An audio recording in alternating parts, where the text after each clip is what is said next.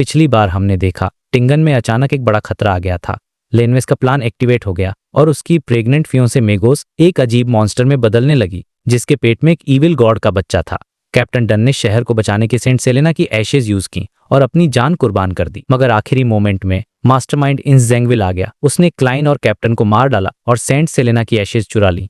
लेकिन क्लाइन अपने secret power की वजह से अपनी कब्र में जिंदा हो गया और अब उसने इंस ज़ेंगविल से बदला लेने की कसम खाई है। तो दोस्तों, वॉल्यूम 2 में आपका स्वागत है।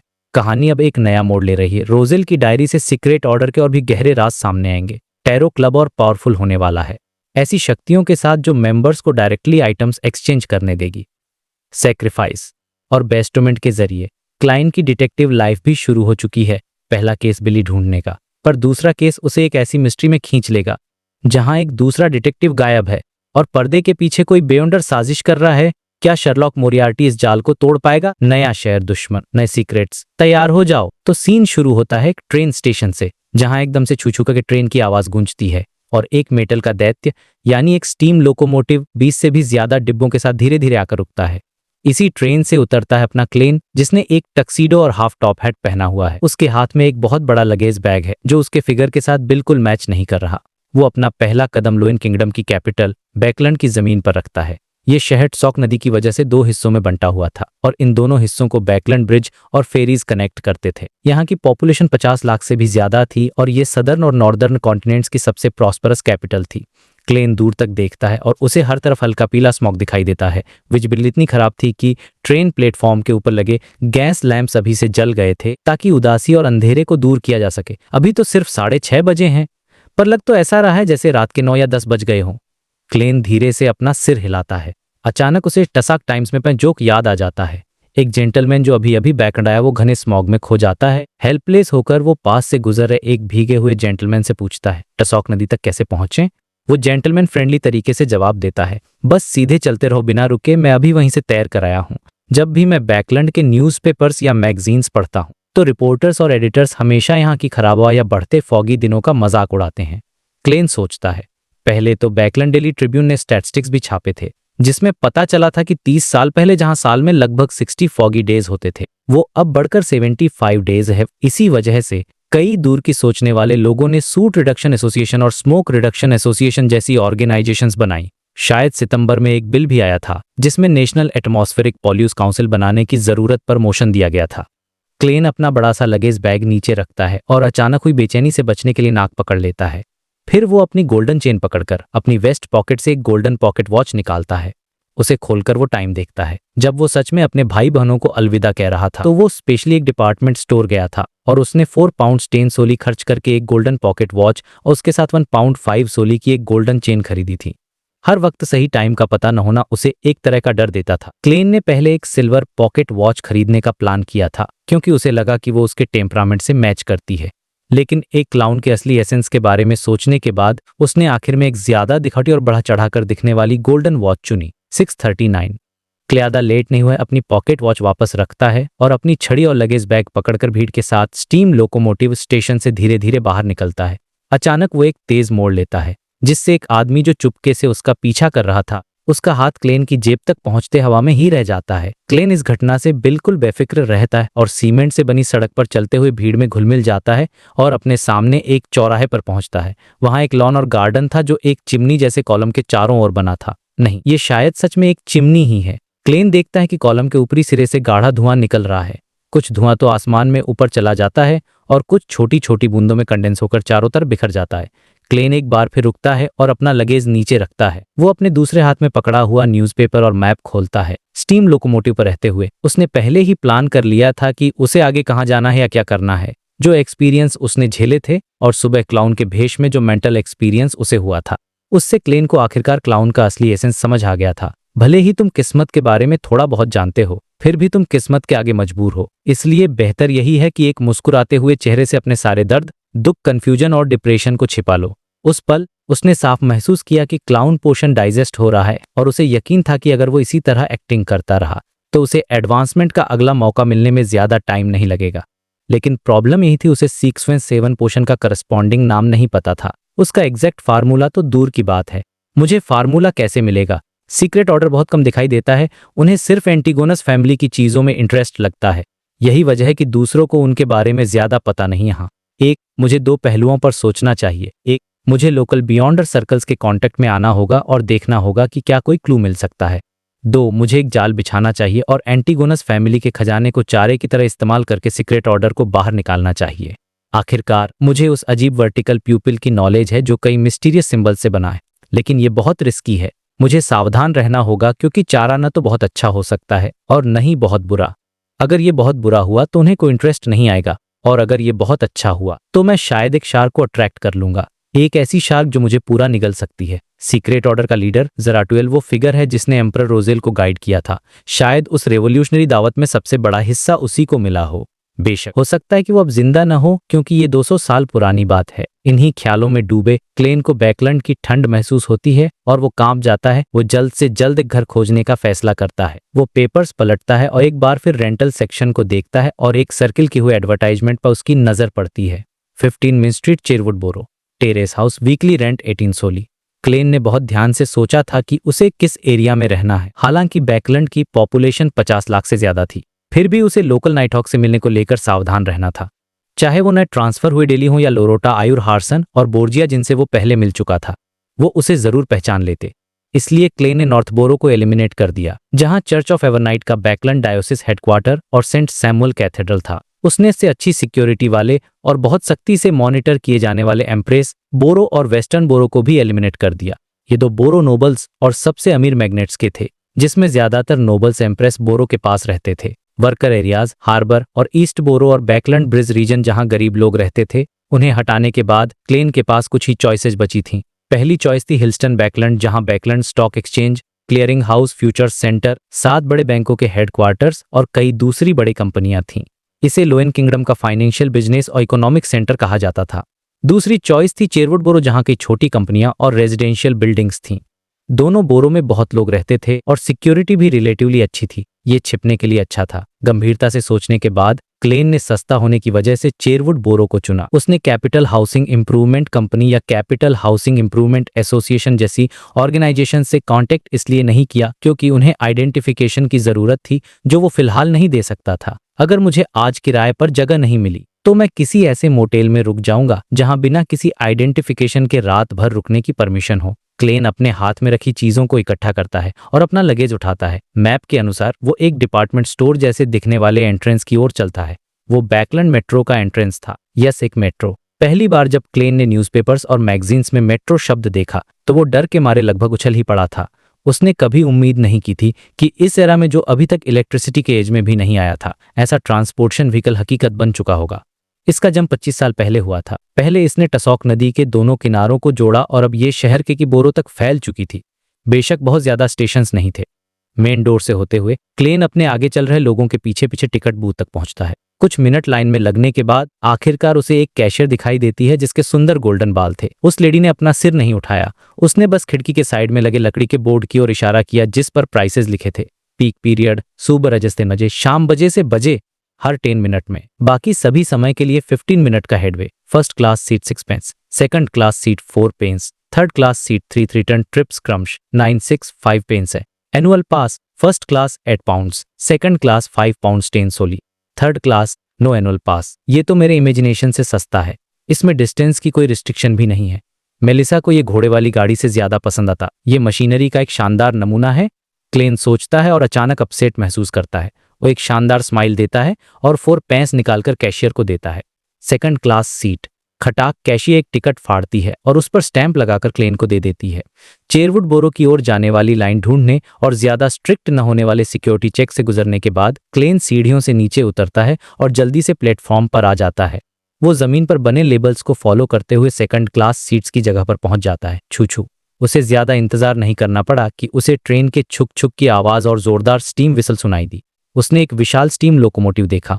उसकी बड़ी और घुमावदार बॉडी उसके काले मेटेलिक रंग और कॉम्प्लेक्स मशीनरी के साथ मिलकर एक यूनिक ब्यूटी बना रही थी। बैकलैंड की मेट्रो अभी भी स्टीम लोकोमोटिव्स का इस्तेमाल करती थी जो धुआं वे उगलते थे। उसे स्पेशली डिजाइन किया गया था ताकि वो ऊपर एक पाइप में जाए और एक चिमनी के जरिए दुनिया में बाहर निकल जाए। सड़कों पर बने लॉन और गार्डन का असली इस्तेमाल भी यही था। मेटल की तीखी आवाज के बीच क्लेन पहले पैसेंजर्स के उतरने इंतजार करता है और फिर अपनी छड़ी और लगेज उठाकर धीरे धीरे आगे बढ़ता है। फिर वो कंडक्टर को अपना टिकट चेक करने देता है। थर्ड क्लास सीट्स के विपरीत सेकंड क्लास सीट्स में हर व्यक्ति के लिए एक सीट थी, इसलिए सीट छिन जाने की कोई चिंता नहीं थी। जैसे ही क्लेन बैठता है, अपना लगेज रखता है और अपनी छड़ी पर झुकता है, उसे अचानक तेज कदमों की आवाज सुनाई देती है। वो अनजाने में दरवाजे की ओर देखता है। एक पतले टीनेज लड़के को कैरिज में भागते हुए देखता है। लड़के ने एक ऐसा कोट पहना था जो उसकी उम्र के हिसाब से नहीं था। उसने एक गोल टॉप हैट पहना था और एक फटे हुए थैले को कैरी कर रहा था। उसने अपना सिर बहुत नीचे झुकाया हुआ था। माफ करना, मैं गलत कैरिज में चढ़ गया, मैं थर्ड क्लास से हूँ। उसने अपना टिकट दिखाया और पैसेंजर से माफी मांगी और तेजी से थर्ड क्लास कैरिज की ओर चला गया। क्लेन अपनी नजरें हटाता है और एक बार फिर अपनी डेस्टिनेशन कंफर्म करता है और कैरिज के दरवाजे धोने का इंतजार करता है। उसी पल उसे अफरा तफरी और तेज कदमों की आवाज सुनाई देती है। फिर वो काले कोट और हाफ टॉप हैट पहने कुछ आदमियों को कैरिज में भागते हुए देखता है। क्या वे उस 15 साल के लड़के का पीछा कर रहे हैं? क्लेन के मन में सहज ये ख्याल आता है। वो धीरे से अपना सिर हिलाता है और कैरिज में सवार दूसरे पैसेंजर्स की तरह अपना न्यूज़पेपर और मैप पढ़ना जारी रखता है। क्या तुमने एक टीनेज लड़के को देखा है? उसने एक पुराना कोट पहना हुआ है। कैरिज में घुसे आदमियों में से एक ने कंडक्टर से गुस्से में पूछा। क्लेन ने अपनी आंखों के इस आदमी को देखा। वो पतला और मजबूत था। उसकी स्किन धूप में ज्यादा रहने की वजह से डार्क हो गई थी। उसकी आंखें एक टिपिकल लोएन किंगडम सिटीजन से ज्यादा धंसी हुई थीं। एक हाईलैंडर या मिक्स्ड ब्लड? उसने सोचते हुए सिर हिलाया। नॉर्दर्न कॉन्टिनेंट के बीच में, जहां से हॉर्नासिस माउंटेन रेंज शुरू होती है, वहां एक हाईलैंड था जो बहुत गर्म और सूखा था। उसका ज्यादातर हिस्सा फेनापोटर किंगडम के अंडर आता था, जबकि वेस्ट का एरिया इंटिस रिपब्लिक का था और ईस्ट का एरिया लोएन किंगडम का था। वहां के नेटिव्स पतले और जंगली थे, लेकिन वे बहादुर और लड़ाई में माहिर थे। बहुत समय पहले वे तीनों नेशंस के लिए सबसे बड़ी प्रॉब्लम्स में से एक थे, लेकिन गन पाउडर की एडवांसमेंट और लड़ाई के तरीके में बदलाव के साथ इन हाईलैंडर्स ने आखिरकार सच्चाई को मान लिया और सरेंडर कर दिया। उनमें से बहुत सारे लोग हाईलैंड्स छोड़कर बैकलैंड, ट्रायर, फेनापोटर सिटी और नॉर्दर्न कॉन्टिनेंट के दूसरे बड़े शहरों या पोर्ट्स में आ गए थे। कुछ वर्कर्स थे तो कुछ लोकल गैंग्स के गुंडे बन गए थे। वे मारने से नहीं डरते थे और मुश्किल सिचुएशंस में भी कोई डर नहीं दिखाते थे। कंडक्टर 20 ने एक लड़का था। ये सुनकर वो पीछे हट गया और उसने थर्ड क्लास कैरिज की डायरेक्शन में इशारा किया। मैं उसे देखा। वो उस तरफ गया। लीडर, जिसने ब्लैक कोट और हाफ टॉप हैट पहना था, उसने धीरे से सिर हिलाया। वो अपने आदमियों के साथ थर्ड क्लास कैरिज की ओर भागा और आसपास के पैसेंजर्स की कोई परवाह नहीं की। अगर मैं वो लड़का होता तो मैं थर्ड क्लास कैरिज से कब का उतर चुका होता। क्लेन अपना न्यूज़पेपर पढ़ते पढ़ते सोचने लगा। लगभग 1 मिनट बाद ट्रेन ने सीटी बजाई और कैरिज के दरवाजे बंद हो गए। छक। स्टीम मेट्रो ने स्पीड पकड़ ली और अपनी पटरी पर दौड़ने लगी। लेकिन उसी पल क्लेन को अचानक कुछ महसूस हुआ और उसने ऊपर दूसरे सेकंड क्लास कैरिज की ओर जाने वाले दरवाजे को देखा। वो टीनेज लड़का अपना पुराना कोट, गोल टॉप हैट पहने और एक फटे हुए थैले के साथ धीरे धीरे कैरिज में आया। वो टीनेज लग रहा था और उसके फेशियल फीचर्स काफी रिफाइंड थे। उसकी लाल आंखें शांत और गंभीर थीं। इंप्रेसिव। वो थर्ड क्लास कैरिज से उतरा और घूमकर फर्स्ट क्लास कैरिज फिर से अंदर आ गया। क्या उसे डर था कि उसके पीछे पड़े लोगों के पार्टनर्स मेट्रो स्टेशन के अंदर इंतजार कर रहे होंगे? क्लेन थोड़ा हैरान था। उसे लगा कि लड़के ने सिचुएशन को काफी मैच्योरिटी और सावधानी से हैंडल किया था। वो अपनी 20s के ज्यादातर लोगों से कहीं बेहतर था। उसने हल्के से अपने बाएं मोलर को क्लिक किया और चुपके से अपना स्पिरिजर एक्टिवेट कर लिया। उसने लड़के को स्कैन किया, देखा कि वो थका हुआ था, उसके इमोशंस टेंस थे और वो निराश था। हालांकि उसने अभी भी वो ब्लूनेस बनाए रखी थी जो शांत सोच को रिप्रेजेंट करती थी। इंप्रेसिव। इस उम्र में? क्लेन धीरे से बड़बड़ाया और अपना सिर झुकाकर पेपर्स पढ़ना जारी रखा। लड़के को पता ही नहीं चला कि एक बियॉन्डर ने उसे देख लिया है और वो एक बार फिर थर्ड क्लास कैरिज की ओर चला गया। बाकी का सफर शांति से बीता। क्लेन 20 मिनट्स बाद चेरवुड बोरो के 3 ट्रेन स्टेशन में से एक पर पहुंच गया। उसने लगभग 10 मिनट के लिए एक किराए की गाड़ी ली और फिर मिन्स्क स्ट्रीट ढूंढ ली। पेपर्स में दिए गए डिस्क्रिप्शन के अनुसार वो यूनिट 15 के बगल में यूनिट 17 पर आया और डोरबेल बजाई। कुकू कुकू। जैसे ही घर के अंदर आवाज गूंजी, दरवाजे के ऊपर से एक मैकेनिकल बर्ड निकली जो बहुत फैंसी नहीं दिख रही थी। वो लगभग एक हथेली के साइज की थी और गियर्स और दूसरे पार्ट्स से बनी थी। वो लगातार अपना सिर हिला रही थी और कुकू बर्ड की आवाज निकाल रही थी। बुरा टॉय नहीं है, बस क्राफ्टिंग बहुत अच्छी नहीं है। क्लेन ने एक ऑब्जेक्टिव असेसमेंट किया। लगभग 20 सेकंड्स बाद डार्क दरवाजा खुला। व्हाइट और ब्लैक ड्रेस पहने एक यंग मेड्सर ने सावधानी से क्लेन को देखा और पूछा, मैं आपकी क्या मदद कर सकती हूँ? क्लेन मुस्कुराया और अपनी छड़ी हिलाई जो अब न्यूज़पेपर से लिपटी हुई थी। मैं मिसेस सैमर से घर किराए पर लेने के बारे में बात करने आया हूँ। मुझे लगता है कि ये अभी तक रेंट पर नहीं गया है। न्यूज़पेपर पर पूरा नाम स्टेलिन सैमर था। बिल्कुल नहीं, प्लीज 1 मिनट रुकिए, मेड सर्वेंट ने पोलाइटली झुककर कहा। वो अंदर भागी और अपनी मालकिन को रिपोर्ट किया। कुछ ही पलों बाद वो फिर से बाहर आई और उसे अंदर ले गई। फिर उसने उसकी छड़ी और लगेज को फोयर में रखने में मदद की और उसके कोट वहीं एक क्लोथ्स रैक पर टांग दिया। एक गर्म हवा का झोंका उस पर आया, जिससे क्लेन की लाई हुई ठंडक दूर हो गई। उसने एरिया को स्कैन किया और सबसे पहले एक यूनिकली डिजाइंड फायरप्लेस देखा। उसने अंदर लाल बिना धुए वाले चारकोल के टुकड़े जलते हुए देखे। सैमर का लिविंग रूम काफी बड़ा था। एरिया में ये लगभग मोरेटी के पूरे फर्स्ट फ्लोर के बराबर था। कुछ एरियाज में कारपेट्स या सुंदर सीनरी वाली ऑल्टिंग से डेकोरेशन की गई थी। मेड सर्वेंट क्लेन को सोफे तक ले गई और अपनी मालकिन से, जो हल्के पीले रंग की ड्रेस आगे थी, मैडम गेस्ट आए हैं। मालकिन गेस्ट आगे में थी। उसके बाल ब्लॉन्ड और आंखें ब्लू थी। वो काफी सुंदर दिख रही थी और उसने अपनी यूथफुलनेस को अच्छे से मेंटेन किया हुआ था। उसके हाथ में एक silver inlaid feathered royal fan था। चूंकि वो घर पर थी और फायरप्लेस ने माहौल को गर्म बना दिया था, इसलिए उसने अपने गले में कुछ नहीं पहना था, जिससे उसका व्हाइट बसम और शाइनी लंबी गर्दन दिख रही थी। हेलो देयर मिसेस सैमर, क्लेन ने एक हथेली अपनी छाती पर रखकर झुककर कहा। मिसेस सैमर एक रिजर्व तरीके से मुस्कुराई। गुड इवनिंग, प्लीज बैठिए। आप कॉफी लेंगे या चाय? क्लेन सोफे पर बैठा और सीधे सीधे जवाब दिया, chai please. Julian Marquis black tea, Mrs Samer ने इंस्ट्रक्ट किया। फिर उन्होंने अपनी नजरें क्लेन की ओर घुमाई और पूछा, मैं आपको किस नाम से बुला सकती हूँ? शर्लॉक मोरेटी, आप मुझे शर्लॉक कह सकते हैं। क्लेन ने पहले ही एक फेक नाम सोच लिया था। उसी पल उसे किचन से एक खुशबू आई और उसने कॉम्प्लिकेटेड पाइप्स देखे। है वो मेरे हस्बैंड के डिजाइन्स हैं। हालांकि उनका असली जॉब कोइम कंपनी में एक मैनेजर का है, लेकिन वो एक मशीनरी एंथुसियास्ट है। वो किंगडम की सूट रिक्शन एसोसिएशन के मेंबर भी हैं। मिसेस सैमर ने क्लेन की नज़र को नोटिस किया और मुस्कुराते हुए एक्सप्लेन किया, मिसेज, इतनी डिटेल में जाने की कोई ज़रूरत नहीं है। मैं आपके हस्बैंड के साथ ब्लेंड डेट ने मन ही मन मजाक किया, जबकि उसकी स्माइल कम नहीं हुई। मिसेस सैमर, मैं यूनिट 15 रेंट पर लेना चाहता हूँ। मिसेस सैमर सीधे होकर बैठ गईं। उन्होंने मुस्कुराते हुए कहा, मुझे आपको कुछ चीज़ें याद दिलानी होंगी। यूनिट 15 में ऐसे पाइप्स, रिक्लाइनिंग चेयर्स, कार्ड मगनी kitchen cabinets, fine porcelain, silver cutlery, gold plated T sets या रिमूवेबल कारपेट्स नहीं है। उसने अपने घर की चीजों की ओर इशारा करते हुए एक के बाद एक इंट्रोड्यूस किया। जब वो खत्म कर चुकी तो उसने ऐड किया, ये ओरिजिनली मेरी बड़ी बहन और ब्रदर इन लॉ का था, लेकिन एक बिजनेस फेलियर की वजह से मेरे ब्रदर इन लॉ को सदर्न कॉन्टिनेंट मूव करना पड़ा। उनका बालम में एक प्लांटेशन है। हालांकि मैं उनके इस फैसले से सहमत नहीं हूँ। ये मेरे नीस और नेफ्यू के लिए बहुत अनफेयर है। वहाँ कोई अच्छे ग्रामर स्कूल्स नहीं है, एक अच्छा होम ट्यूटर भी नहीं। मिसेज, ये वो बात नहीं है जो मैं जानना चाहूंगा। क्लेन ने ईमानदारी से सिर हिलाया और कहा, वेदर के अलावा सदर्न कॉन्टिनेंट में ऐसी कोई जगह नहीं है जो बैकलैंड से कंपेयर कर सके। उसकी इस बात से मिसेस सैमर बहुत खुश हुई और उनकी आंखें थोड़ी घूमी।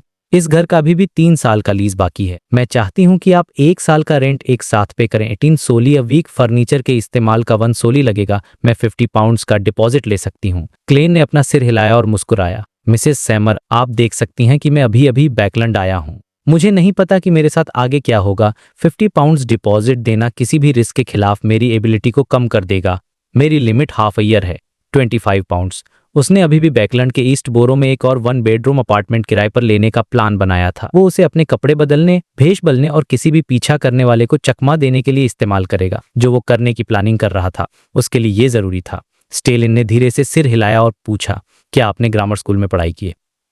क्लेन हंसा और बोला, बाद में मैंने हिस्ट्री की सेल्फ स्टडी की। क्या आपके पास कोई आइडेंटिफिकेशन है? स्टेलिन ने कैजुअली, क्षमाफ करना, मैं घर से निकलते समय जल्दी में था और उसे लाना भूल गया। हे, मैं अपना इंट्रोडक्शन देना, मैं मिडसेशायर से भूल गया। क्लेन ने जानबूझकर अपने क्लैक्सरमेट वेल्च वाला एक्सेंट इस्तेमाल किया। जब उसने भूल गया कहा तो उसे कैप्टन डन स्मिथ की याद आ गई। उसके चेहरे पर मुस्कान और भी ज्यादा ब्राइट हो गई। इसी मोमेंट मैड्सवेंट जूलियन एक कप ब्लैक टी लेकर आई। कप पोर्सिलेन व्हाइट था, जिस क्लासिक फ्लोरल पैटर्न्स थे। कुछ एरियाज गोल्ड प्लेटेड थे। क्लेन ने एक सिप लिया और पाया कि खुशबू दूर तक फैली हुई थी। खट्टे और मीठे का मिक्सचर परफेक्ट था और ये साफ तौर पर उस सिबे ब्लैक टी से बहुत बेहतर जो वो अक्सर पीता था। Very authentic Marquis black tea. उसने एक ऐसे डिस्क्रिप्शन के साथ तारीफ की जिसमें कोई गलती नहीं निकाली जा सकती थी। मिसेज स्टेलिन सैमर ने अपने होंठ सिकोड़े और कहा, तो फिर हाफ ईयर का रेंट करते हैं, 25 पाउंड्स। क्लेन ने उन्हें थैंक्स कहा और कुछ मिनट तक उनसे इधर उधर की बातें की, जब तक कि एक और मेडसर्वेंट स्टडी से एक सर्विस कॉन्ट्रैक्ट ले आई। दोनों पार्टीज के कॉन्ट्रैक्ट साइन करने के बाद क्लेन ने दुख के साथ 25 पाउंड्स गिने और उन्हें मिसेज सैमर की ओर धकेल दिया। स्टेलिन ने चुपचाप उन्हें गिना और फिर मुस्कुराई। मुझे विश्वास है कि आप बैकलैंड में एक जॉब ढूंढ रहे होंगे। हाँ, क्लेन ने थोड़ा खोया हुआ सा जवाब दिया। स्टेलिन के होंठों के कोने ऊपर उठ गए। मैं आपको कुछ सजेशंस दे सकती हूँ। 3 पाउंड्स कम की वीकली सैलरी के साथ आपके लिए चेयरवुड बोरो में रहना मुश्किल होगा। आपका रेंट, खाने का खर्च, पानी, गैस और चारकोल खर्च, ट्रांसपोर्ट का खर्च और बाकी सब मिलाकर कम से कम 2 पाउंड्स 5 सोली लगेगा। मेरा यकीन मानिए, किसी को नए कपड़े और अच्छी कटलरी और टी सेट्स के बारे में भी सोचना पड़ता है। 3 पाउंड्स की वीकली सैलरी तो बस बेयर मिनिमम है। अगर आपकी वीकली सैलरी 5 पाउंड्स तक पहुंच जाती है तो आप एक लेडीज मेड रख सकते हैं। 6 पाउंड्स पर आप एक शेफ रखने पर विचार कर सकते हैं। 7 पर आप एक फुटमैन ऐड कर सकते हैं। 8 पाउंड्स के लिए आप एक और लेडीज मेड रख सकते हैं। मिसेस सैमर, मुझे लगता है कि आप अपनी वेल्थ दिखा रही हैं। मैंने एक समय में 10 पाउंड्स अ वीक से ज्यादा कमाया था। क्लेन ने अपनी मुस्कान बनाए रखी और ध्यान से सुनता रहा। उसी पल दरवाजा अचानक खुला। एक मोटा आदमी अंदर आया। उसने एक ब्लैक डबल ब्रेस्टेड सूट और उसी के लेदर ग्लव्स पहने हुए थे। उसके होठों के ऊपर 2 एलिगेंट मूंछें थीं। ल्यूक, ये मिस्टर मोरियार्टी हैं। ये हमारे नेबर होंगे। स्टेलिन सैमर आगे बढ़े, उन्हें इंट्रोड्यूस किया।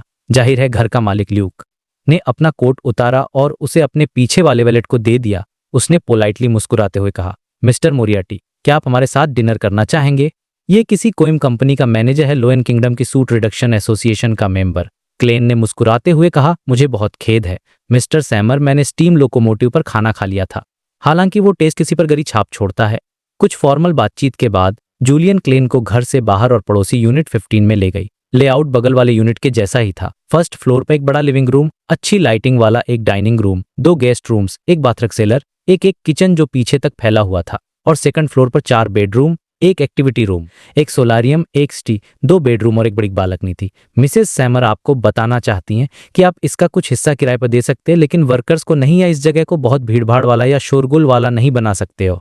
मैं थोड़ी देर में आपके लिए साफ ब्लैंकेट्स, शीट्स और पिलो केसेस ले आऊंगी। जूलियन क्लेन को इन्फॉर्म करने के बाद सैमर्स के घर लौट गई। पूरी पैकिंग करने के बाद क्लेन आखिरकार बैकलैंड में सेटल हो गया। वो एक खाली लिविंग रूम में बैठा था और अचानक अकेलापन महसूस करने लगा। इसलिए उसने खुद को अपने फ्यूचर प्लान्स के बारे में सोचने के लिए मजबूर किया। चाहे उसे ये पसंद हो या न हो, बदला और एडवांसमेंट पलक झपकते ही नहीं हो सकता था। इसलिए उसे एक अच्छी सैलरी वाली जॉब हासिल करनी थी ताकि उसे किसी भी फाइनेंशियल प्रॉब्लम का सामना ना करना पड़े। हालांकि जॉब उसे रोक नहीं सकती थी और उसके मूवमेंट्स और प्लान्स को अफेक्ट नहीं कर सकती थी। दूसरे शब्दों में उसे काफी फ्रीडम की जरूरत थी। कुछ सोचने और अनसुटेबल जॉब्स को हटाने के बाद क्लेन के पास 3 चॉइसेस बची थीं। वो एक प्लेजरिस्ट बनकर ऑथर बन सकता था। हालांकि उसकी आइडेंटिटी सेंसिटिव थी, इसलिए वो जितना फेमस होता उतना ही मतलब होता कि मुसीबत बढ़ेगी। वो बस न चाहते हुए भी इसे छोड़ सकता था। दूसरी चॉइस थी एक न्यूज रिपोर्टर बनना। ये इस समय में काफी अच्छी जॉब मानी जाती थी। हालांकि जॉब एप्लीकेशंस के लिए उसके एजुकेशनल सर्टिफिकेट्स और दूसरे डॉक्यूमेंट्स की जरूरत थी। क्लेन इस मामले में हेल्पलेस था। आखिरकार उसने तीसरी जॉब चुनी। यही वजह थी कि उसने एक फेक नाम लिया था। क्लेन ने बैकलैंड में अपनी पहली सुबह ठंडे और नमी वाले मौसम में शुरू की, जिसमें हल्का कोहरा था और विजिबिलिटी बहुत कम थी। ब्रेकफास्ट के लिए उसने एक पेनी की सस्ती चाय का 1 लीटर और बीच में घटिया बटर के 2 टोस्ट खाए। वो पूरी सुबह बिजी रहा, लेकिन सबसे पहले वो चेरवुड बोरो के बैकलैंड बुलेटिन में गया और 30 पाउंड्स देकर 1 महीने के लिए एक छोटा सा एडवर्टाइजमेंट पोस्ट किया। मंगलवार से बैकलैंड बुलेटिन के लॉयल रीडर्स उसके 7वें और 8वें पेज के किनारों पर एक छोटा सा एडवर्टाइजमेंट देखेंगे। शर्लॉक मोरियार्टी हर तरह की प्राइवेट इन्वेस्टिगेशंस में माहिर, रीजनेबल प्राइसेस और कॉन्फिडेंशियलिटी के प्रिंसिपल्स का सख्ती से पालन करता है। चेरवुड बोरो की 15 मिन स्ट्रीट में रहता है।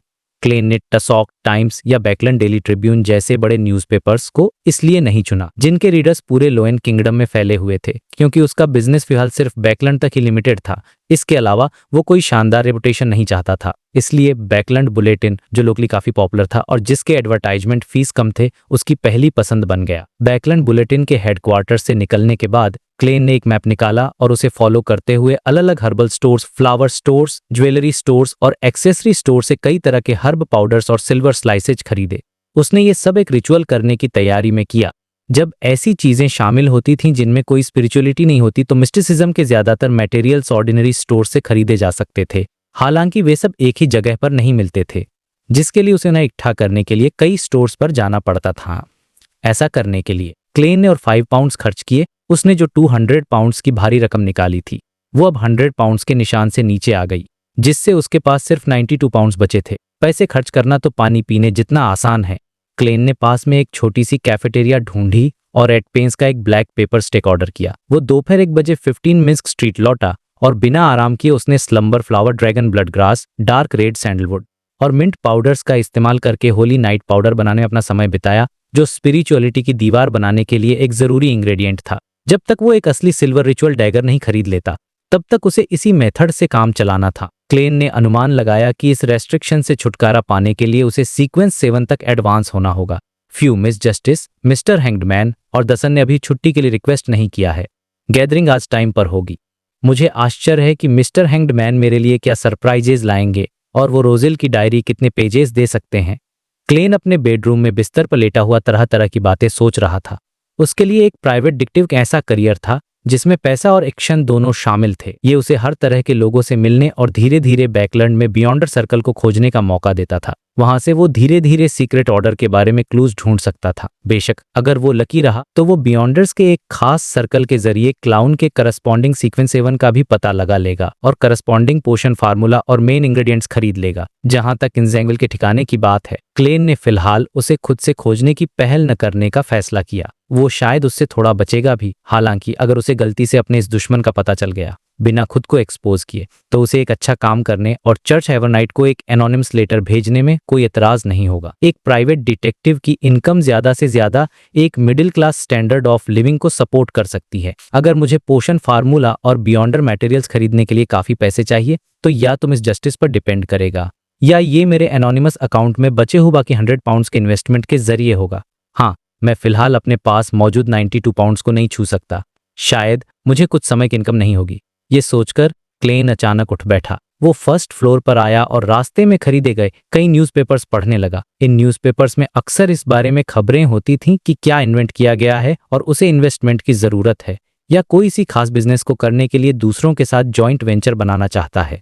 क्लेन ने अर्थ से अपने नॉलेज और इस एरा की अपनी समझ के आधार पर प्रोजेक्ट्स को ध्यान से छांटा। अनफॉर्चुनेटली आज के पेपर्स में से कोई भी भरोसेमंद नहीं था। 3 बजने में 15 मिनट पर वो अपने बेडरूम में लौटा, दरवाजा बंद किया, पर्दे खींचे और होली नाइट पाउडर का इस्तेमाल करके स्पिरिचुअलिटी की एक दीवार बनाई। क्लेन ने काउंटर क्लॉकवाइज 4 कदम उठाए और ग्रेप हॉक के ऊपर पहुंच गया। वो फूल की हाई बैक चेयर पर बैठा और फिर अपनी स्पिरिचुअलिटी को बढ़ाकर द सन को सिम्बलाइज करने वाले क्रिम्सन स्टार को छुआ, जैसे कि वो किसी प्रार्थना का जवाब दे रहा हो। ये मेरी नई लाइफ की कुछ उन चीजों में से एक है जो नहीं बदली हैं।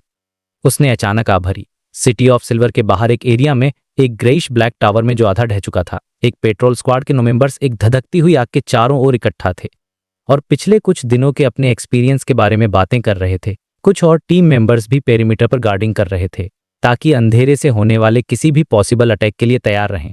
सिटी ऑफ सिल्वर के कई बियॉन्डर्स ने अपने खून से उन्हें एक सबक सिखाया था।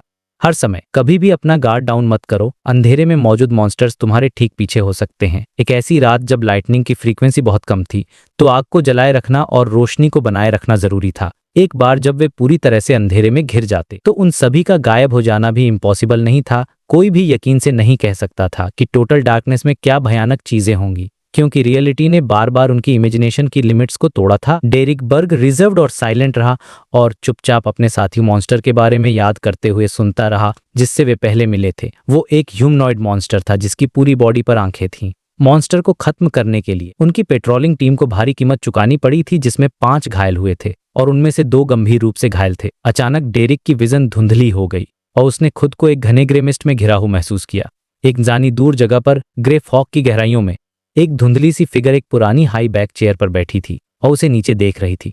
गैदरिंग के लिए तैयार हो जाओ। द फूल की आवाज डेरिक के कानों में गूंजी, लेकिन उसके किसी भी टीममेट को इसका पता नहीं चला। अपनी नजरें हटाने और 10 सेकंड से ज्यादा तक एरिया को ऑब्जर्व करने के बाद डेरिक आग के बिल्कुल किनारे पर चला गया, टूटी हुई दीवार से टिक गया और सोने का नाटक करने लगा। जब से उसे पता चला कि 6 मेंबर काउंसिल के मेंबर्स और एल्डर लोविया मिस्टर फूल के एक्सिस्टेंस का पता नहीं लगा सकते, उसे धीरे धीरे यकीन हो गया कि जब तक वो लापरवाही से कोई क्लू नहीं छोड़ेगा, वो दूसरों की नजरों के नीचे भी चुपचाप ग्रे फॉग के ऊपर टैरो क्लब की गैदरिंग अटेंड कर सकेगा। बैकलम, एम्प्रेस बोरो, थकान का बहाना बनाकर ऑड्रे अपने बेडरूम में लौट आई। उसने अपनी एक्साइटमेंट को कंट्रोल किया और इधर उधर नहीं घूमी। इसके बजाय वो चुपचाप बिस्तर पर बैठ गई और मिस्टर फूल के बुलावे का इंतजार करने लगी। पापा प्रपोज्ड बिल के बारे में पार्लियामेंट के दूसरे मेंबर्स के साथ कम्युनिकेट करने में बिजी थे और बियॉन्डर गार्ड लगातार मेरा पीछा नहीं कर रहा है। थैंक यू गॉडेस, मेरी लाइफ आखिरकार नॉर्मल हो गई है। 2 हफ्ते बीत चुके हैं। मिस्टर हैंगमैन ने जरूर एक मैच्योर रेनबो सैलामेंडर का पिट्यूटरी ग्लैंड तैयार कर लिया होगा। मैं सीक्वेंस 8 में एडवांस होने वाली हूँ। ऑड्रे ने चमकती आंखों से सोचा। उसके लिए ये 30,000 पाउंड बाउंटी और कम से कम 8,000 पाउंड्स के बड़े प्लांटेशन से भी ज्यादा एक्साइटिंग और इंतजार के लायक था। आखिरकार उसने जानी पहचानी इल्यूजरी क्रिम्सन को एक टाइडल वेव की तरह अपनी ओर बढ़ते हुए देखा, जिसने उसे डुबो दिया। एक पुराने दिखने वाले सेलबोट पर। एल्गर विल्सन ने कैप्टन केबिन का दरवाजा बंद किया और एक सेक्सटेंट और शिप लॉग्स के पीछे बैठ गया। वो अपने सामने रखी शीट्स के मोटे ढेर के कंटेंट्स को याद करता रहा। इन्वेस्टिगेशंस के बाद वो अपर एचेलॉन से रिवॉर्ड पाने के बाद बिना किसी हिचकिचाहट के बैकलैंड की हलचल छोड़कर समुद्र में लौट आया और अपने साथ रोजेल डायरी के सीक्रेटली कॉपी किए गए पेजेस का एक बैच ले आया। सीफेरर पोशन को डाइजेस्ट करने के बाद मैं नॉर्मली एडवांस हो सकूंगा। मेरे कॉन्ट्रीब्यूशंस फार्मूला और इंग्रेडिएंट्स के बदले ट्रेड करने के लिए काफ़ी हैं। हालांकि इससे ये बात सामने आ जाएगी कि मैं एक्टिंग मेथड जानता हूं, इसके फायदे और नुकसान दोनों हैं। एल्गर ने अचानक डिस्ट्रैक्ट हो गया।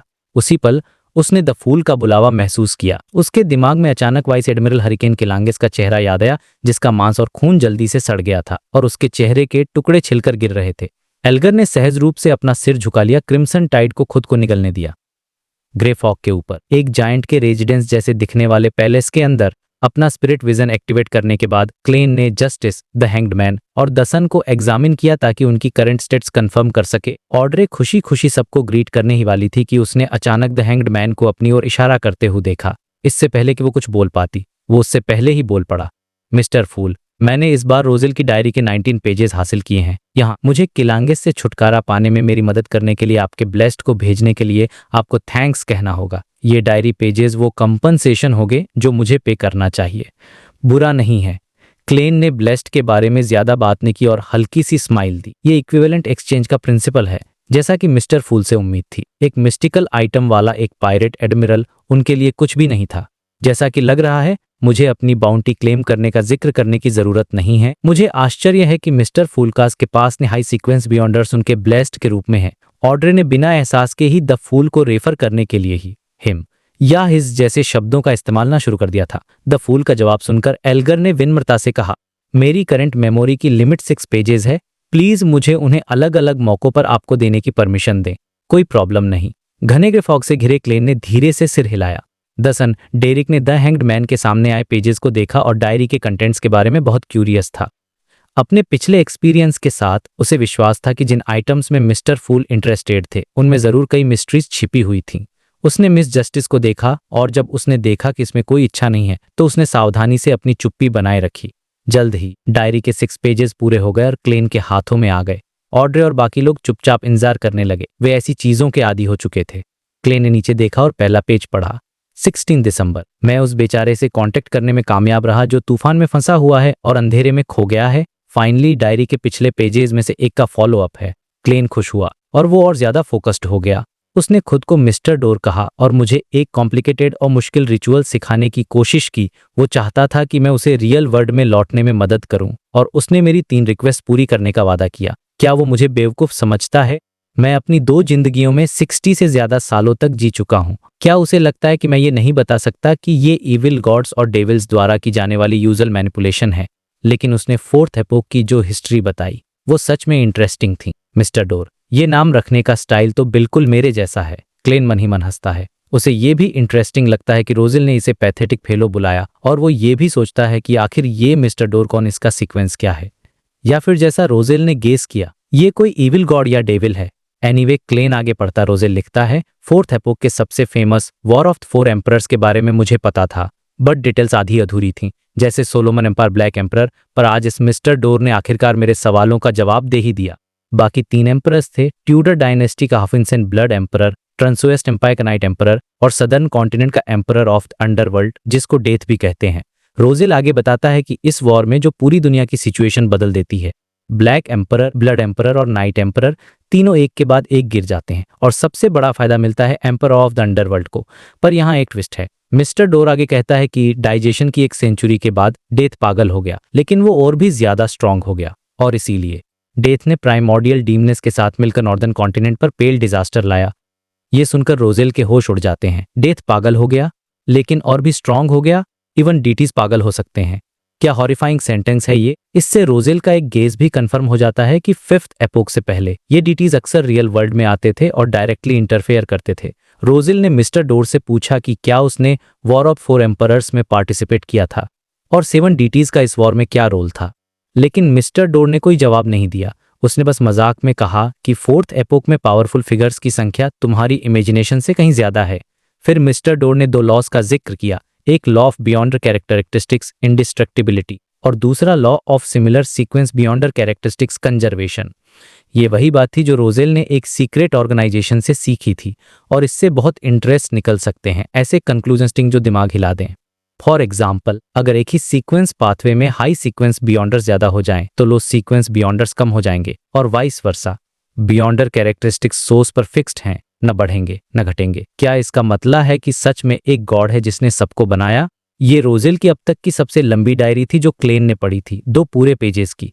इसमें इंफॉर्मेशन का ओवरलोड था। क्लेन को झटका लगता है। एक हिस्ट्री स्टूडेंट होने के नाते उसने हमेशा सोचा था कि सोलोमन ट्यूडर डायनेस्टी और ट्रांसोएस्ट एम्पायर एक के बाद एक आए थे, पर मिस्टर डोर की बातों से साफ था कि तीनों एम्पायर्स एक ही टाइम पर एक्सिस्ट करते थे। अगर ये सच है तो हिस्ट्री की सारी रिसर्च पलट जाएगी। क्लेन को ओरिजिनल क्लेन की याद आती है, जिसे इस टॉपिक में बहुत ट्रस्ट था। आज ने उसकी विश पूरी कर दी, और ये आइडिया कि एक भगवान पागल हो सकता है, ये सच में आत्मा कंपा देने वाला था। क्लेन सोचता है, कहीं ऐसा तो नहीं कि जिनको हम इविल गॉड्स कहते हैं वो बस पागल हो चुके ऑर्थोडॉक्स डीटीज हैं। इसका मतलब तो ये हुआ कि एक दिन दुनिया में सिर्फ इविल गॉड्स ही बचेंगे। क्या इसका मतलब यह है कि कयामत को रोका नहीं जा सकता? क्लेन अपनी टेंशन को एक स्माइल के पीछे छुपा लेता है। उसके मन में ब्लैक एम्परर, ब्लड एम्परर और नाइट एम्परर के लिए रिस्पेक्ट बढ़ जाती है। वो जरूर डीटीज के क्लोज आने वाले अजीम फिगर्स होंगे। शायद सीक्वेंस 1 ही किसी पाथवे की पीक होती है, और इसी लॉजिक से ब्लैक एम्परर का सदियों तक जिंदा रहना पॉसिबल लगता है। इससे ओरिजिनल क्लेन का कंफ्यूजन भी सॉल्व हो जाता है। और ये 2 लॉज, कैप्टन भी इनके बारे में बात करते। शायद उन्हें ये टर्म एम्परर रोजेल से ही मिला था।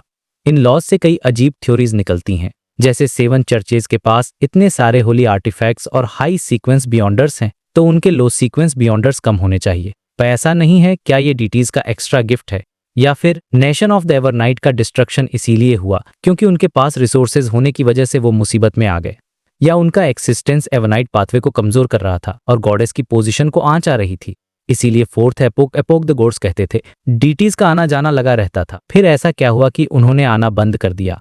क्लेन के दिमाग में आइडियाज की बारिश हो रही थी। उसे लगा कि वो बियॉन्डर वर्ल्ड की मिस्टिसिज्म में और गहरा उतर गया है। वो आगे के 4 पेजेस पढ़ता है, डिस्पॉट हो जाता है कि उनका मिस्टर डोर से कोई लेना देना नहीं था। क्लाउन की एबिलिटी से वो अपने इमोशंस आसानी से छुपा लेता है। वो अपने बिखरे हुए थॉट्स को समेटता है और डायरी का तीसरा पेज पढ़ना शुरू करता। रोजेल लिखता है, 10 सितंबर बहुत टाइम से बर्दाश्त कर रहा था, लेकिन अब कंप्लेन करना ही पड़ेगा। मेरे दिमाग में गोबर भरा था क्या जो मैंने सवांट पाथ चुना। ऑफ कोर्स इससे मेरा सबसे बड़ा एडवांटेज डेवलप हुआ और चर्च मुझे इंपॉर्टेंस देने लगी। बट प्रॉब्लम यह है कि शुरू के कुछ सीक्वेंसेज में कॉम्बैट के लिए कोई बियॉन्डर पावर ही नहीं है। मुझे सिर्फ मिस्टिकल आइटम्स पर डिपेंड रहना पड़ता है। फॉर एग्जाम्पल, सीक्वेंस 9 सवांट के पास बस एक्स्ट्रॉर्डिनरी मेमोरी, लर्निंग और प्रैक्टिकल स्किल्स हैं। सीक्वेंस 8 आर्कियोलॉजिस्ट को एक स्ट्रॉन्ग फिजिक और एंशिएंट नॉलेज मिलता है। सीक्वेंस 7 अप्रेजर का काम बस मिस्टिकल ऑब्जेक्ट्स को आइडेंटिफाई करना है ताकि हिडन डेंजर से बच सकें। और सीक्वेंस 6 आर्टिसन जो अजीब मशीनरी बना सकता है पर पावरफुल बियॉन्डर ऑब्जेक्ट्स नहीं, बस रिचुअलिस्टिक मैजिक थोड़ा एनहांस हो जाता है। इसका मॉडर्न नाम मशीनरी स्पेशलिस्ट है। कोई हैरानी की बात नहीं। इसके कंपैरिजन में मिस्ट्री प्रायर पाथवे का सीक्वेंस 7 वॉरलॉक और सीक्वेंस 6 स्क्रॉल्स प्रोफेसर काफी टेम्पटिंग लगता है। काश चर्च के पास कंप्लीट सीक्वेंस होता और वो हिडन सेज एक्सिस्ट न करता। लेकिन फाइनली कुछ गुड न्यूज मिली है। जब मैं आगे एडवांस करूंगा तुझे अपनी खुद की कॉम्बैट पावर्स मिलेंगी। सीक्वेंस 5 एस्ट्रोमांसर, इसका मॉडर्न नाम मुझे थोड़ा डरा रहा है, एस्ट्रोनॉमर। क्या मैं आगे चलकर एक और पावरफुल मैड साइंटिस्ट बनने वाला करूं? हे भगवान रहम करो। मैं तो कॉलेज एंट्रेंस एग्जाम में बस 2nd ईयर स्टूडेंट था।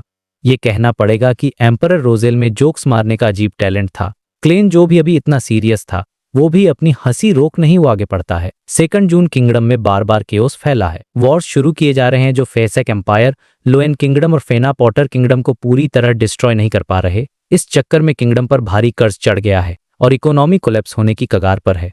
मेरे ऑब्जर्वेशंस के हिसाब से लोग, मर्चेंट्स और सोल्जर्स सब बहुत डिससैटिस्फाइड हैं। दंगों के लिए बस एक चिंगारी की जरूरत है और यही मेरा मौका है। लेकिन मुझे बहुत केयरफुल रहना होगा। सॉरोन फैमिली ने 4th एपोक की हिस्ट्री देखी है और ये एक एंशिएंट फैमिली है जिनके पास हाई सीक्वेंस बियॉन्डर्स होने की हाई पॉसिबिलिटी है। मुझे चर्च का सपोर्ट चाहिए होगा और चर्च ऑफ इटर्नल ब्लेजिंग सन से भी एक एग्रीमेंट करना होगा। मैं तुरंत सामने नहीं आ सकता। पहले मैं रेबल्स को ऑर्डर डिस्ट्रॉय करने दूंगा और फिर मैं एक प्रोटेक्टर बनकर सब कुछ खत्म कर दूंगा। कॉन्सुल रोजेल गुस्ताव, मुझे ये नाम पसंद है। 3 जून एडवर्ड्स और दूसरों के साथ डिस्कस करने के बाद मैंने चर्च ऑफ इटर्नल ब्लेजिंग सन के साथ एक म्यूचुअल अंडरस्टैंडिंग पर पहुंचने का आइडिया छोड़ दिया। इससे मेरे असली इरादे सामने आ सकते हैं। जिससे सॉरोन फैमिली और उन्हें सपोर्ट करने वाले एंशिएंट नोबल्स को पहले से पता चल जाएगा और वे डायरेक्ट एक्शन ले सकते हैं, जिससे मामला बहुत मुश्किल और खतरनाक हो जाएगा। अफसोस की बात है कि ग्रिम्सी ऑफ फॉग में मारा गया वो हम में से सबसे स्मार्ट था। केओस फैले फैले, जब सब कुछ केओस में होगा तभी मुझे मुसीबत में मछली पकड़ने का मौका मिलेगा। जब सॉरोन फैमिली इस सिचुएशन को हैंडल नहीं कर पाएगी तभी church of the eternal blazing sun मुझे हिचकिचाते हुए एक्सेप्ट करेगा। शायद मुझे उन रेबेल्स की थोड़ी मदद करनी चाहिए, लेकिन मैं खुद को कैसे छिपाऊं ताकि कोई नोटिस न करे। 4 जून सीक्रेट ऑर्डर से ज़राटुएल बहुत अचानक मुझसे भेष बदलकर मिलने आया और फिर क्लेन को बस ये जानने में इंटरेस्ट आ रहा था कि सीक्रेट ऑर्डर का लीडर ज़राटुएल रेबेलियन और कूप से ठीक पहले रोजेल से क्यों मिलना चाहेगा। जब उसे एहसास हुआ कि अगले 2 पेजेस का इससे कोई लेना देना नहीं था, इससे उसे एक अनकंट्रोलेबल गुस्सा महसूस हुआ। हालांकि 3 डायरी पेजेस में बहुत डिटेल्ड डिस्क्रिप्शन नहीं थे रोजेल के सीधे साधे अकाउंट्स के साथ, क्लेन फिर भी इंटिस में हुए उस फेमस उथल पुथल को महसूस कर सकता था जो 100 से ज्यादा साल पहले 1173 में हुई थी। आउटकम हिस्ट्री टेक्स्ट बुक में साफ साफ रिकॉर्डेड था। एक कर्नल के रूप में रोजेल ने रेबेलियन को कुचल दिया और पॉलिटिकल चेंजेस लागू किए। इंटिस किंगडम एक रिपब्लिक में बदल गया जिसमें वो खुद को एक सेल्फ अपॉइंटेड कॉन्सुल के रूप में एक्ट कर रहा था। अगले 19 सालों में उसने पीनल कोड में रिफॉर्म किया, इन्वेशंस को एनकरेज किया और इंडस्ट्रियल रेवोल्यूशन को प्रोटेक्ट किया। उसने देश की ताकत को बहुत बढ़ाया और नॉर्थ और साउथ दोनों जगह वॉर्स लड़े, जिससे लेनबर्ग, मासिनसेगर और दूसरे देश इंटिस रिपब्लिक के अंडर प्रोटेक्टोरेट्स बन गए। उसने नॉर्दर्न कॉन्टिनेंट के 3 माइटी कंट्रीज फैसैक एम्पायर, लोएन किंगडम और फेनापोटर किंगडम को भी अपने सामने झुका दिया। 1192 के एंड में कॉन्सुल के रूप में अपनी अपॉइंटमेंट के लगभग 20 साल बाद रोजेल ने रिपब्लिक को एक एम्पायर में बदल दिया और खुद को 6 साल से भी कम समय के बाद वो व्हाइट मैपल पैलेस में मारा गया, जिससे 5th एपोक की अब तक की सबसे लेजेंडरी हिस्ट्री का एंड हो गया। वो जितना ज्यादा सोचता उतना ही उसे लगता कि रोजेल की डेथ के पीछे कुछ और था, जैसा कि इस फेमस हिस्टोरिकल इवेंट के पीछे जरूर बियॉन्डर्स के पीछे पावर स्ट्रगल्स थे और किसी भी ऑन्टेड फैक्शन ने सिचुएशन को लेवल किया था। टेक्स्ट बुक्स में दिए गए डिस्क्रिप्शंस के विपरीत, जैसा कि उम्मीद थी, so called 4 horseman of the apocalypse में से एक ग्रिम सी ऑफ फॉग में मारा गया। एक पिछली डायरी पेज में रोजेल ने लिखा था कि इस हॉर्समैन के साथ कुछ गड़बड़ थी। ऐसा लगता है कि इसका उस छोटे से आइलैंड से कुछ लेना देना था जहां उन्होंने कई एक्स्ट्राऑर्डिनरी बीइंग्स को डिस्कवर किया था। ये सिर्फ एक फॉर्च्यूनर एनकाउंटर था, बल्कि एक डेंजरस भी था। क्लेन ने एक पिछली एंट्री के बारे में सोचा और इमोशनल होते हुए 5th पेज की ओर मुड़ा। इस पेज के कंटेंट्स की कोई खास वैल्यू नहीं है। इनमें 1128 की और में रेड वाइन पीने के बाद रोजेल के कमेंट्स, अपनी जवानी में जिस औरत को वो एडमायर करता था उसे बूढ़ा और आउट ऑफ शेप पाकर डिसइल्यूजन होना, और एक सर्टेन पीरियड का एक डिजेनरेट समरी जब वो कार्ड्स खेलने का आदी था, शामिल हैं। 6th पेज पहले वाले के जैसा ही था, जिसमें उसकी डेली लाइफ के अकाउंट्स थे। हालांकि लास्ट वाले ने क्लेन की आंखें चमका दी। 8 अप्रैल, मुझे इन्फॉर्मेशन हासिल करने के लिए सीक्रेट ऑर्डर की जांच के लिए किसी को भेजना होगा। मैं पहले की तरह अपनी पैसिवनेस को रिपीट नहीं कर सकता। मैं ज़राटुएल को अब मुझे अपनी उंगलियों पर नचाने नहीं दे सकता। तो क्या तुमने कुछ डिस्कवर किया, कॉमरेड रोजेल?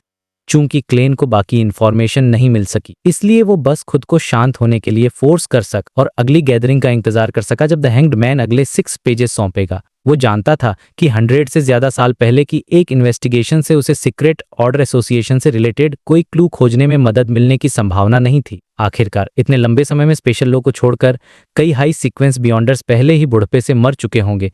मिडिल या लो लेवल मेंबर्स की तो बात ही छोड़ दे। हालांकि क्लेन का मानना था कि इससे उसे इंस्पिरेशन हासिल करने और उस सटीक आइडेंटिटी और एक्टिविटी पैटर्न्स को समझने में मदद मिलेगी जो सीक्रेट ऑर्डर अक्सर इस्तेमाल करता था। 6 डायरी पेजेस नीचे रखते हुए क्लेन ने अपनी दाहिनी तर्जनी को लंबे ब्रॉन्ज टेबल के किनारे पर टैप किया। धीरे धीरे अपनी नजर मिस जस्टिस से द हैंग्ड मैन और फिर द सन पर घुमाई। राइट, अभी भी डायरी में एम्परर रोजेल ने एक लाइन डिस्क्राइब की थी, गॉड जिसने सभी डीटीज को बनाया, एक ओमनीपोटेंट और ओमनिसिएंट गॉड। ये सिटी ऑफ सिल्वर के कस्टम से बहुत सिमिलर है। उसने ये कहां से सुना? क्या ये उस सबसे एंशिएंट और सीक्रेट ऑर्गेनाइजेशन से हो सकता है जो पर्दे के पीछे से दुनिया को कंट्रोल करती है? क्या यह ऑर्गेनाइजेशन फोर्सेकन लैंड ऑफ गॉड के फोर्सेकन होने से पहले एस्टेब्लिश हुई थी? अचानक क्लेन के पास एक नया आइडिया आया। उसने एक लो और जेंटल स्माइल के साथ कहा, रोजेल ने अपनी डायरी में कुछ हिडन हिस्ट्री का जिक्र किया और कुछ सिंपल जनरल नॉलेज का जिक्र किया। बाद वाले ने मुझे कुछ ऐसा याद दिलाया जो मुझे याद नहीं कि मैंने आप सबको इन्फॉर्म किया है। ऑड्रे अचानक एक ट्रांस में चली गई। उसने तुरंत अपना शरीर घुमाया और सुखद आश्चर्य में एंशिएंट लॉन्ग टेबल के बिल्कुल टॉप पर देखा। मिस्टर फूल रोजेल की डायरी के कंटेंट्स का जिक्र करने की पहल कर रहे हैं। इसमें क्या लिखा होगा? वो इतनी एक्साइटेड और थ्रिल्ड थी कि वो पूरी तरह से भूल गई कि वो एक स्पेक्टेटर थी। उसकी तुलना में द हैंग्ड मैन एल्गर कहीं ज्यादा कंपोज्ड था। हालांकि उसकी पीठ का सबकॉन्शियसली सीधा होना बेरहमी से उसे धोखा दे गया। सिर्फ दसन। डेरेक ने हमेशा माना था कि मिस्टर फूल के इंटरेस्ट की आइटम्स में कई मिस्ट्रीज छिपी हुई थीं, लेकिन वो एम्परर रोजेल के बारे में कुछ नहीं जानता था और ये नहीं जानता था कि ये नाम नॉर्दर्न कॉन्टिनेंट में क्या रिप्रेजेंट करता है। इस प्रकार उसे बस अपनी क्यूरियोसिटी को छिपाना मुश्किल लगा और उसने कोई अनयूजुअल बिहेवियर नहीं दिखाया। मिस्टर फूल, क्या एम्परर रोजेल ने कुछ जनरल नॉलेज का जिक्र किया? मैं इस इंफॉर्मेशन के लिए पे करने को तैयार हूं। ऑड्रे खुद को रोक नहीं पाई। हालांकि मैं चाहती हूं कि ये मुझे प्राइवेटली कम्युनिकेट किया जाए। उसने चुपचाप अपने दिल में ऐड किया। क्लेन हंसा और बोला, कोई जरूरत नहीं है, ये बहुत सिंपल जनरल नॉलेज है। डायरी का ये हिस्सा पढ़ने के बाद टैरो क्लब के समनर के रूप में मुझे लगता है कि आप सभी को ये बताना जरूरी है। ऑफ कोर्स मैं बहुत सर्टेन हूं कि आप में से को ये पहले से ही पता है। वो मेनली दसन को रेफर कर रहा था। सिटी ऑफ सिल्वर का 2 से 3,000 साल का हिस्ट्री था, इसलिए ये इम्पॉसिबल था कि उन्होंने लॉ ऑफ बियॉन्टेड कैरेक्टरिस्टिक्स इंडिस्ट्रक्टिबिलिटी को डिस्कवर न किया हो। इसके अलावा वे एक रिलेटिवली एक्सट्रीम एनवायरनमेंट में थे। भले ही आसपास के एरियाज में अंधेरे में मॉन्स्टर्स की कोई कमी न हो, फिर भी ऐसे समय होंगे जब वे करस्पॉन्डिंग मटेरियल्स हासिल करने में फेल हो जाएंगे, अपनी हेरिटेज को पास ऑन करने के लिए, अपने शहर को जारी रखने के लिए, अपने प्रेडिसेसर्स के रिमेन्स के बियॉन्टेड कैरेक्टरिस्टिक्स का इस्तेमाल करके एक पोशन बनाना खास तौर पर अनएक्सेप्टेबल नहीं था। उनके लिए ये शायद एक सेक्रेड और ग्लोरियस सेरेमनी थी। ऑफ कोर्स क्लेन एक पिछले एक्सचेंज से देख सकता था कि द हैंग्ड मैन कुछ जानता था। अफसोस की बात है कि मिस जस्टिस को हमेशा गोल्ड पाउंड्स में पे करने और पैसे मेरे ब्लेस्ड को ट्रांसफर करने के लिए नहीं बनाया जा सकता। मेरा ब्लेस्ड कम इम्प्रेसिव नहीं दिख सकता। मुझे उस पावरफुल आदमी की इमेज को डिस्ट्रॉय नहीं करना चाहिए जो मिस्टर अजिक ने बनाई है। हाँ, मौका मिलने पर मैं इसे ट्राई करूंगा। आखिरकार कोई बीइंग कितना भी पावरफुल क्यों न हो, उनके पास काम करने वाले सबऑर्डिनेट्स होंगे। फॉर इंस्टेंस एवरनाइट गॉडेस के स्लीपलेस। कोई भी कभी सस्पेक्ट नहीं करेगा कि एवरनाइट गॉडेस एक ट्रू डीटी नहीं है, सिर्फ इसलिए कि low level Nighthawks weak है। क्लेन ने चुपचाप आह भरी। बहुत बहुत थैंक यू मिस्टर फूल, आप बहुत जेनरस हैं। ऑड्रे ने खुशी में जवाब दिया। वो ओरिजिनली इन्फॉर्मेशन खरीदने के लिए कैश का इस्तेमाल करने के कोर्स एक्शन के लिए 3 सेकंड के रिग्रेट को महसूस कर रही थी। क्लेन ने टेबल पर रैप करना बंद कर दिया और एक काम आवाज में डिस्क्राइब किया। पहला piece of general knowledge, law of बियॉन्टेड कैरेक्टरिस्टिक्स इंडिस्ट्रक्टिबिलिटी। एक बियॉन्टेड की कैरेक्टरिस्टिक्स कभी डिस्ट्रॉय या रिड्यूस नहीं होती, ये बस एक कैरियर से दूसरे में पास होती हैं। बिना एहसास के मैंने कैप्टन का टोन इस्तेमाल किया। क्लेन के होंठ सबकॉन्शियसली ऊपर की ओर मुड़ गए। इसे डिस्ट्रॉय या रिड्यूस नहीं किया जा सकता, ये बस एक कैरियर से दूसरे में ट्रांसफर होता है। ऑड्रे ने मिस्टर फूल के डिस्क्रिप्शन पर विचार किया। महसूस किया कि उस सिंपल सेंटेंस में बहुत ज्यादा मीनिंग था। उसकी एमरल्ड ग्रीन आंखें घूमी और जब उसने देखा कि न तो द हैंगमैन और नहीं दसन ने कोई सरप्राइज या कंप्लेशन का कोई साइन दिखाया, तो वो तुरंत समझ गई कि टैरो क्लब के इन 2 मेंबर्स को इस लॉ के बारे में बहुत पहले से पता था, सिर्फ मुझे नहीं पता था। उसने सोचा, थोड़ा दुखी महसूस कर रही थी, लेकिन उसने जल्दी से मिस्टर फूल की काइंडनेस के लिए उनकी तारीफ करना शुरू कर दिया। इस पॉइंट पर क्लेन ने ऐड किया, एक रैम्पेजर के मरने के बाद वे बियॉन्टेड कैरेक्टरिस्टिक्स की एक आइटम छोड़ जाएंगे। ये मेन इंग्रेडिएंट हो सकता है, या ये एक मिस्टिकल आर्टिफैक्ट हो सकता है जिसे सील करने की जरूरत है। एक ऑर्डिनरी बियॉन्टेड की डेथ के रिजल्ट सिमिलर होते हैं, हालांकि पीछे छोड़ी गई आइटम सप्लीमेंट्री इंग्रेडिएंट्स के बिना करस्पॉन्डिंग पोशन के इक्विवेलेंट होगी। ऑफ कोर्स आइटम अकेले में बियॉन्टेड पावर्स होंगी, उन्हें हाफ मिस्टिकल ऑब्जेक्ट के रूप में इस्तेमाल किया जा सकता है।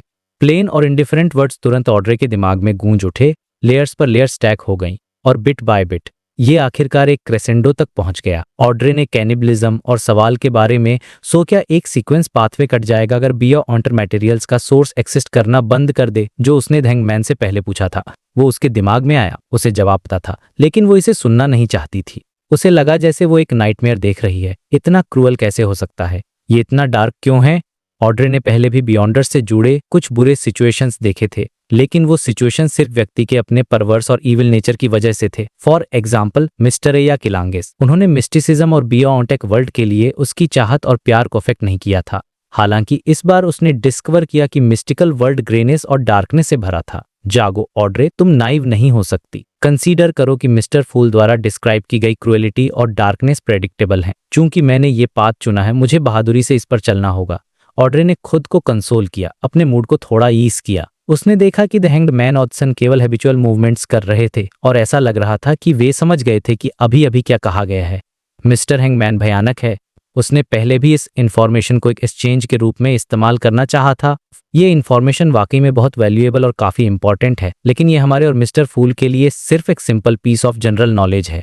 ऑड्रे को अचानक थोड़ी हंसी आने लगी, उसका मूड सुधरने लगा और उसने धीरे धीरे उन सभी एक्सट्रीम एग्जाम्पल्स को एक तरफ धकेल दिया जिनके बारे में उसने अभी अभी सोचा था। क्लेन 3 मेंबर्स के रिएक्शन से सरप्राइज नहीं था। उसने एक काम टोन में जारी रखा, second piece of general knowledge, law of similar sequence beyond characteristics conservation, law of similar sequence beyond characteristics conservation. The hanged man ने अपनी बैठने की पोजीशन थोड़ी बदली। उसे लगा कि वो कुछ समझ गया है, लेकिन वो पूरी तरह से ये नहीं समझ पा रहा था कि ये लॉ क्या रिप्रेजेंट करता है और इसमें क्या शामिल है। जस्टिस और दसन ने उसके जैसे ही फीलिंग्स शेयर किए। वे इस लॉ के पीछे के ट्रू मीनिंग को सीधे सीधे नहीं समझ पा रहे थे। सिमिलर सीक्वेंस क्यों? एल्गर पूछने से खुद को रोक नहीं पाया। क्लेन मुस्कुराया, जवाब दिया, तुम जवाब के लिए क्या पे करना चाहते हो? उसके आइडियाज में से एक ये था कि जनरल नॉलेज फ्री था, लेकिन किसी भी एक्सप्लेनेशन के लिए एक फीस की जरूरत थी। ये उसके स्टेटस से भी मैच करता था और इन्फॉर्मेशन को वेस्ट भी नहीं करता था। फ्री चीजों की कीमत सबसे ज्यादा होती है। अगर द फूल ने बस इतना मेंशन किया होता कि रोजेल की डायरी में कुछ सिंपल जनरल नॉलेज है, तो द हैंग्ड मैन एंगर जरूरी नहीं कि जवाब के लिए कीमत चुकाने का फैसला करता। हाँ ने, क्योंकि सिंपल होने के डिस्क्रिप्शन ने उसकी क्यूरियोसिटी को मार दिया था। दूसरा पहलू द फूल के साथ ट्रेड करने के खिलाफ उसकी लगातार वॉरीनेस से उपजा था, क्योंकि ये उसे इविल गॉड्स और डेविल्स के साथ किए गए डील्स के एग्जाम्पल्स की याद दिलाता था। लेकिन अब जब से so called simple general knowledge kits पता चल गया था, तो उसकी इंटरेस्ट जाग उठी थी। फिर भी वो डिस्क्रिप्शन के कुछ हिस्सों को समझ नहीं पा रहा था। कॉन्सेप्ट की कोई एक्चुअल या डीप ग्रेस्प दूर की बात है, इसलिए वो अपने अर्जेस को रोक नहीं पाया और एब्सोल्यूट रेवरेंस में बैठा। मिस्टर फूल, आप किस तरह का पेमेंट चाहते हैं? हाँ, जस्टिस ऑर्डर ने लगभग न के बराबर लेकिन बहुत फ्रीक्वेंटली अपना सिर हिलाया, ये इंडिकेट करते हुए कि ये वो भी पूछना चाहती थी। हालांकि दसन डेरिक चुप रहा और उसने कोई एडिशनल बॉडी जेस्चर्स नहीं किए, लेकिन द फूल को दिया गया उसका लुक सब कुछ एक्सप्लेन कर गया। क्लेन, जो ऐसे ही रिस्पॉन्स का इंतजार कर रहा था, मुस्कुराया और बोला, सीक्रेट ऑर्डर के बारे में information. The secret order? The hanged man Elgar ने खुद से बड़बड़ाया। वो इस टर्म से अनफेमिलियर नहीं था। उसे एक बार मिस जस्टिस को सीक्रेट ऑर्डर सहित कई सीक्रेट ऑर्गेनाइजेशंस के बारे में एक्सप्लेन करने के लिए पेमेंट मिला था। ऑड्रे और डेरिक दोनों ने सबकॉन्शियसली फ्राउन किया। पहले वाले की सीक्रेट ऑर्डर के बारे में एकमात्र अंडरस्टैंडिंग द हैंग्ड मैन के डिस्क्रिप्शन तक ही लिमिटेड थी, और बाद वाले ने तो ऐसी किसी ऑर्गेनाइजेशन के बारे में कभी सुना भी नहीं था। क्लेन ने पहले ही एंटिसिपेट कर लिया था कि सन कैसा फील करेगा, लेकिन वो सरप्राइज्ड नहीं था। उसके कंजेक्चर के अनुसार जिस एरिया में सिटी ऑफ सिल्वर लोकेटेड थी, वो थर्ड एपोक का एक हिस्सा होना चाहिए था। पहली ब्लेस्फेमी स्लेट के अपीयरेंस के बाद और दूसरी ब्लेस्फेमी के अपीयरेंस से पहले ये भी पॉसिबल था कि ये कैटेकलिज्म का डायरेक्ट कैटलिस्ट या मैनिफेस्टेशन था। ज़राटुएल फैमिली ने फोर्थ एपोक में ही हिस्ट्री के स्टेज पर कदम रखा था और सीक्रेट ऑर्डर फोर्थ एपोक के लेटर हाफ में बनाया गया था। कोई रास्ता नहीं था कि दोनों एंटिटीज एक ही पीरियड में एक्सिस्ट कर सकती थीं। अगर सन को सीक्रेट ऑर्डर के बारे में पता होता तो क्लेन को सरप्राइज होता। उसे तब अपने कुछ स्पेकुलेशंस को ओवरटर्न करना पड़ता। City of silver, 4 second land of God और ज़राटुएल फैमिली के बारे में अपने नॉलेज को रिकंस्ट्रक्ट करना पड़ता। लगभग 20 सेकंड्स के साइलेंस के बाद एल्गर ने ग्रेफॉग में द फूल को देखा, अपने शब्दों पर विचार किया और बोला, मैं ये रिक्वेस्ट एक्सेप्ट करूंगा और सीक्रेट ऑर्डर के बारे में इंफॉर्मेशन इकट्ठा करने में आपकी मदद करूंगा। क्या आप एडवांस में पेमेंट कर सकते हैं? ये सरप्राइजिंग नहीं था कि एक सस्पेक्टेड डीटीए एंशिएंट और सीक्रेट ऑर्गेनाइजेशन में इंटरेस्टेड था, इसलिए एल्गर इसके बारे में पजल्ड नहीं था। मोर इम्पोर्टेंटली, कई गैदरिंग्स के बाद उसके मन में एक गेस था। वो ये था कि मिस्टर फूल की स्टेट परफेक्ट नहीं थी, कि वो शायद एक प्रेडिकामेंट में थे, कि उनके सभी अटेम्प्ट्स और नॉर्दर्न और सदर्न कॉन्टिनेंट्स पर उनके ब्लेस्ड के एक्शंस उन्हें उनके कन्फाइनमेंट से फ्री होने में मदद करने के लिए थे। ये शायद उस यूज सीक्रेट से भी रिलेटेड हो सकता है कि फोर्थ एपोक के बाद 7 डीटीज रियल वर्ल्ड में क्यों नहीं उतरते। एल्गर के दिमाग में एक थॉट फ्लैश हुआ और वो कांप गया जब उसने खुद को गॉड्स के रेलम में एंटर करते हुए महसूस किया। द हैंग्ड मैन की रिक्वेस्ट सुनकर क्लेन अपनी चेयर पर पीछे झुक गया और सिर हिलाया। कोई प्रॉब्लम नहीं, अगर आपके द्वारा कलेक्ट की गई इंफॉर्मेशन जवाब की वैल्यू से ज्यादा हो जाती है तो मैं आपको फर्दर कंपनसेशन प्रोवाइड करूंगा। जहां तक उन सर्कमस्टांसेज की बात है जिनमें जवाब की वैल्यू कम थी, ये नेचुरली एस्टिम्ड मिस्टर फूल पर डिपेंड करता है कि वो डिसाइड करें। अगर उनके पास एडिशनल पेमेंट करने की एबिलिटी है तो ठीक है, अगर नहीं तो भूल जाओ। क्लेन ने चुपचाप ऐड किया। जस्टिस ऑड्रे की आंखें अचानक चमक उठीं। उसने अपना हाथ उठाया और कहा, मैं इस डील में पार्टेक कर रह दिया। क्लेन हंसा और जवाब दिया, श्योग। फ्रैंकली स्पीकिंग, उसका मेन टारगेट मिस जस्टिस थी, क्योंकि वो बैकलैंड की लोकल थी और उसने खुद को कई बियोटेक सर्कल्स में मिक्स कर लिया था। लैंड ऑफ होप में इंफॉर्मेशन तक उसकी पहुंच उसकी तुलना में कहीं ज्यादा थी। ये देखते हुए कि वो कैपिटल में पहली बार था, वो द हैंग्ड मैन से भी ज्यादा इन्फॉर्म्ड थी, जो ज्यादातर समय समुद्र में रहता था। अपने डिवाइनेशन से मिले अर्लियर रेवलेशन के अनुसार क्लेन का मानना था कि सीक्रेट ऑर्डर से रिलेटेड क्लूज बैकलैंड में दिखाई देंगे और कहीं नहीं। द सन डेरिक ने चुपचाप सुना और कुछ सोचने के बाद बोला, मैं अपने रिजर्व पेमेंट का इस्तेमाल करने और इसे जवाब के बदले एक्सचेंज करने को तैयार हूँ। पिछले 3 वे डील में उसने सीक्वेंस 8 टेलीपैथिस्ट फार्मूला को सीक्वेंस 9 बार्ड के लिए ट्रेड किया था। क्लेन उसे कंपनसेट करने का वादा किया था और उस समय उसकी चॉइस इसे सेव अप करने और सब्सिक्वेंट पोशन फार्मूलाज और मेन इंग्रेडिएंट्स के लिए प्रिपेयर करने की थी। क्लेन ने अपना सिर हिलाया और एक एक्सप्लेनेशन दिया जो उसने बहुत पहले तैयार कर लिया था। सो कॉल्ड सिमिलर सीक्वेंस का मतलब है कि हाई सीक्वेंस बियॉन्डर्स दूसरे पाथवेज के साथ एक्सचेंजेबल हैं। मैं एक एग्जाम्पल देता हूँ। डेथ पाथवे का सीक्वेंस 5 गेटकीपर न केवल नॉर्मली एडवांस हो सकता है बल्कि कोई जायंट पाथवे भी चुन सकता है। जो गेटकीपर पाथ का सीक्वेंस 4 डेमन हंटर है, इससे कंट्रोल खोने खतरा नहीं होगा, नहीं ये मैडनेस को एक्यूमुलेट करेगा। ये गलत पोशन लेने से अलग है। ऑफ कोर्स अगर ये सिमिलर सीक्वेंस नहीं है तो एक semi derange state based result है, एक्सचेंजेबल। ऑड्रे ने सरप्राइज और डिलाइटेड होकर अचानक पूछ लिया। वो इस बात से सरप्राइज्ड थी कि सीक्वेंस पाथवेज पूरी तरह से फिक्स्ड नहीं थे, कि उन्हें ओरिजिनल पाथ को ही फॉलो करने की जरूरत नहीं थी। स्विच करने की कीमत सेमी डिरेंज होना और फिर कभी एडवांस नर पाना नहीं थी। डिवाइन के 22 पाथ्स के अंदर स्पेशल सर्कमस्टांसेज और सीक्वेंसेस थे जो सिमिलर थे, और जो बात उसे खुश कर गई वो ये थी कि फ्यूचर में उसके पास फिर से चुनने का एक और मौका था। ये ठीक वैसा ही था जैसे फिलिप के डिपार्टमेंट स्टोर में पसंद की कोई चीज सेलेक्ट कर पाना। ये एक वंडरफुल एक्सपीरियंस था। तो बात ऐसी है, एल्गर ने चुपचाप खुद से बड़बड़ाया। अचानक उसे लगा जैसे उसे एक साथ कई चीजें समझ ली हों और उसने अपने पास्ट एक्सपीरियंस में जमा हुए कई डाउट्स को सॉल्व कर लिया था। ये इन्फॉर्मेशन बहुत ज्यादा वैल्यूबल है, जैसा कि मिस्टर फूल से उम्मीद थी। So called simple general knowledge ही ज्यादातर लो सीक्वेंस बियॉन्डर्स को शॉक और ऑ में डालने के लिए काफी है और उन्हें बहुत फायदा पहुंचा सकती है। उसने मन ही मन आह भरी। डेरिक द सन थोड़े डिसपॉइंटेड था क्योंकि उसका सीक्वेंसेज बदलने का कोई इरादा नहीं था। वो सन बनना चाहता जो डार्कनेस को रोशन करे और कर्ज को दूर करे। हालांकि उसे जल्दी ही सिटी ऑफ सिल्वर में हुई एक घटना याद आ गई। फॉर्मर चीफ एक पावर हाउस जिसके पास डेमन हंटर की लिमिटेशंस को तोड़ने की सबसे ज्यादा पॉसिबिलिटी थी, ने अपने लिए एक मौसोलियम बनाया था और उसके अंदर गहराई में चला गया था। उसे अपना घर बना लिया था। उसके बाद वो कम और कम दिखाई देने लगा जब तक कि मौसोलियम का मेन डोर नहीं खोला जा सका। उस समय सिटी ऑफ सिल्वर के सभी सिटीजन्स का मानना था कि चीफ के एडवांसमेंट के दौरान एक प्रॉब्लम आ गई थी और वो पागल हो गया था, इस हद तक कि वो कंट्रोल खोने के करीब था। माना जाता था कि उसने खुद को खत्म कर लिया था। अब द फूल के डिस्क्रिप्शन के साथ मिलाकर द सन ने अचानक एक और पॉसिबिलिटी के बारे में सोचा। वो चीफ शायद एक सिमिलर पाथवे के जरिए सीक्वेंस में एडवांस होने की कोशिश कर रहा होगा। डार्कनेस में अपनी एक्सप्लोरेशंस में से एक में उसने डेथ पाथवे के लिए करस्पॉन्डिंग फार्मूला हासिल कर लिया था और मौसोलियम शायद एक स्पेशल रिक्वायरमेंट रहा होगा, लेकिन आखिर में वो फिर भी फेल हो गया। लेकिन वो एक मॉन्स्टर में क्यों नहीं बदला? उस डार्क मौसोलियम में उसने क्या एनकाउंटर किया? क्या सिटी ऑफ सिल्वर के पास डेमन हंटर के बाद के सब्सिक्वेंट सीक्वेंस पोशन फार्मूलाज नहीं है? जैसे ही ये थॉट्स उसके दिमाग में आए, डेरिक अचानक मिस जस्टिस की रिजर्व्ड आवाज से होश में आ गया। मिस्टर फूल, क्या मैं पूछ सकती हूँ कि स्पेक्टेटर सीक्वेंसर पाथवे के साथ कौन से दूसरे पाथवेज एक्सचेंजेबल हैं? सीक्वेंस 4 डेमन हंटर काफी अच्छा लगता है। ये मेरे लिए बहुत सूटेबल है, जस्टिस के लिए बहुत सूटेबल है। ऑड्रे ने पहले हाई सीक्वेंस नाम की तारीफ की जो वो जानती थी। मैं भी जानना चाहता हूँ। क्लेन मिस जस्टिस के सवाल का इस तरह से जवाब देने के लिए ललचा रहा था। इससे पहले कि वो कुछ कह पाता, ऑड्रे ने लड़खड़ाती आवाज में ऐड किया, मैं इस सवाल के जवाब के लिए पे कर सकती हूँ। आपको क्या लगता है कि कितने गोल्ड पाउंड्स काफी होंगे? मेरा मानना है कि आपके ब्लेस्ड को अपनी एक्टिविटीज के लिए एक सर्टेन अमाउंट ऑफ फंड्स की जरूरत होगी। ये कहने के बाद उसे याद आया कि कैसे मिस्टर फूल के ब्लेस्ड ने आसानी से पायरेट एडमिरल किलांगेस को खत्म कर दिया था, जिसके पास क्रीपिंग हंगर था। क्लियरली वो एक हाई सीक्वेंस बियॉन्डर था, इसलिए उसने लगभग कह ही दिया था, मैं माफी मांगती हूँ मिस्टर फूल, मान लीजिए कि मैंने कुछ नहीं कहा। हालांकि जब उसने पूछ ही लिया था तो वो पीछे नहीं हट सकती थी। कम ऑन ऑड्रे, शायद फूल के पास एक वीकर ब्लेस्ड हो। ऑड्रे ने चुपचाप अपने होंठ काटे, चुपचाप खुक एंकरेज करी थी। Gold pounds. क्लेन ने सीरियसली इसके बारे में सोचा और कहा, हम सीक्रेट ऑर्डर के बारे में काफी इंफॉर्मेशन इकट्ठा होने के बाद ट्रांजैक्शन करेंगे। जैसे ही उसने बोला, उसे साइकोलॉजी एल्केमिस्ट में अपने इन्फॉर्मेंट डेक्स्टर गुडेरियन की याद आई। कैप्टन और मैं डेक्स्टर की एक इन्फॉर्मेंट के रूप में आइडेंटिटी अब और वेरीफाई नहीं की जा सकती। मुझे आश्चर्य है कि ये एक ट्रेजेडी है या एक कॉमेडी। अफसोस की बात है कि मैं अब उससे और कांटेक्ट नहीं कर सकता, वरना उससे स्पेक्टेटर पाथवे के बारे में इंफॉर्मेशन हासिल करने का यह सबसे कन्वीनियंट तरीका होता। क्लेन मुस्कुराया। ठीक है, ऑड्रे ने खुशी से जवाब दिया। दोनों के बीच की बातचीत ने द हैंग्ड मैन, जो एक सिमिलर सवाल पूछने वाला था, का मुंह बंद कर दिया। उसने इसे तक के लिए छोड़ दिया जब तक कि उसने सीक्रेट ऑर्डर पर काफी इंफॉर्मेशन इकट्ठा नहीं कर ली।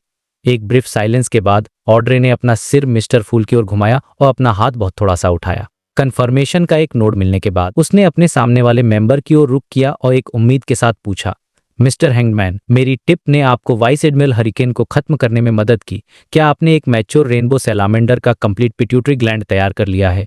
ये मेरे समुद्र में लौटने के रीजन्स में से एक है। एल्गर ने धीरे से सिर हिलाया और कहा, मैंने वो बियॉन्डर मटेरियल हासिल कर लिया है जो तुम चाहती थी। लेकिन मैं तुम्हें ये कैसे दूं? कैसे ये मुझे कैसे दिया जाना चाहिए?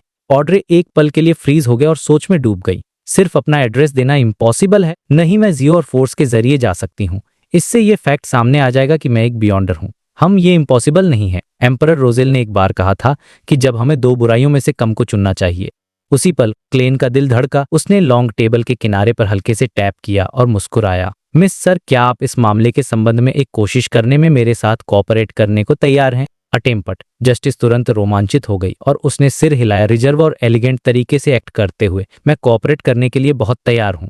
एक स्पेक्टेटर के रूप में उसे क्लियरली याद था कि मिस्टर फूल ने केवल दो चीजों पर अटेम्पट शब्द का इस्तेमाल किया था। पहली बार में उसे और द हैंग्ड मैन को इस मिस्टीरियस स्पेस में लाना शामिल था, और दूसरी बार जब उन्हें एक ऑनरी नाम दिया गया था ताकि वे एक प्रेयर करने का अटेम्पट कर सकें, और आउटकम काफी सक्सेसफुल था, जिससे उनकी असली नेचर का पता चला। इस बार क्या होगा? ये वाकई में कुछ ऐसा है जिसका इंतजार किया जा सकता है। ऑड्रे ने अपनी इम्पेशंस को कंट्रोल किया और एक क्वालिफाइड स्पेक्टर के रूप में बिहेव करने की पूरी कोशिश की। अटेम्पट। एल्गर अचानक टेंस्ड हो गया। द फूल के प्रपोजल को पूरी वॉर्नेस के साथ देख रहा था। क्या करना चाहते हैं? उनका असली पर्पस क्या है? क्या ये मेरे लिए अच्छा है या बुरा? एक एक करके उसके दिमाग में थॉट्स आने लगे। वाइस एडमिरल हरिकेन किलांगेस का तेजी से सड़ता हुआ अपीयरेंस एल्गर के दिमाग में सरफेस हुआ। फाइलिस अपना सिर झुकाया और रेस्पेक्टफुली जवाब दिया, आपकी विश मेरी विश है। उसके बगल में डेरिक ने द हैंग्ड मैन को देखा और फिर जस्टिस को सोच रहा था कि वे इस सो कॉल्ड अटेम्पट के प्रति इतने सेंसिटिव क्यों थे। क्लेन ने हल्के से अपनी उंगलियों को लंबे ब्रॉन्ज टेबल के किनारे और मुस्कुराया। यह अटेम्पट आपके ट्रांजैक्शन को आसान और सेफ बना देगा, और ये डेफिनेटली काफी कॉन्फिडेंशियल होगा। उसने अपना सिर साइड में घुमाया और द हैंग्ड मैन को देखा। उसने एक मॉडरेट पेस के साथ कहा, क्या तुम्हें दसन द्वारा डिस्क्राइब किया गया सैक्रिफिशियल रिचुअल याद है?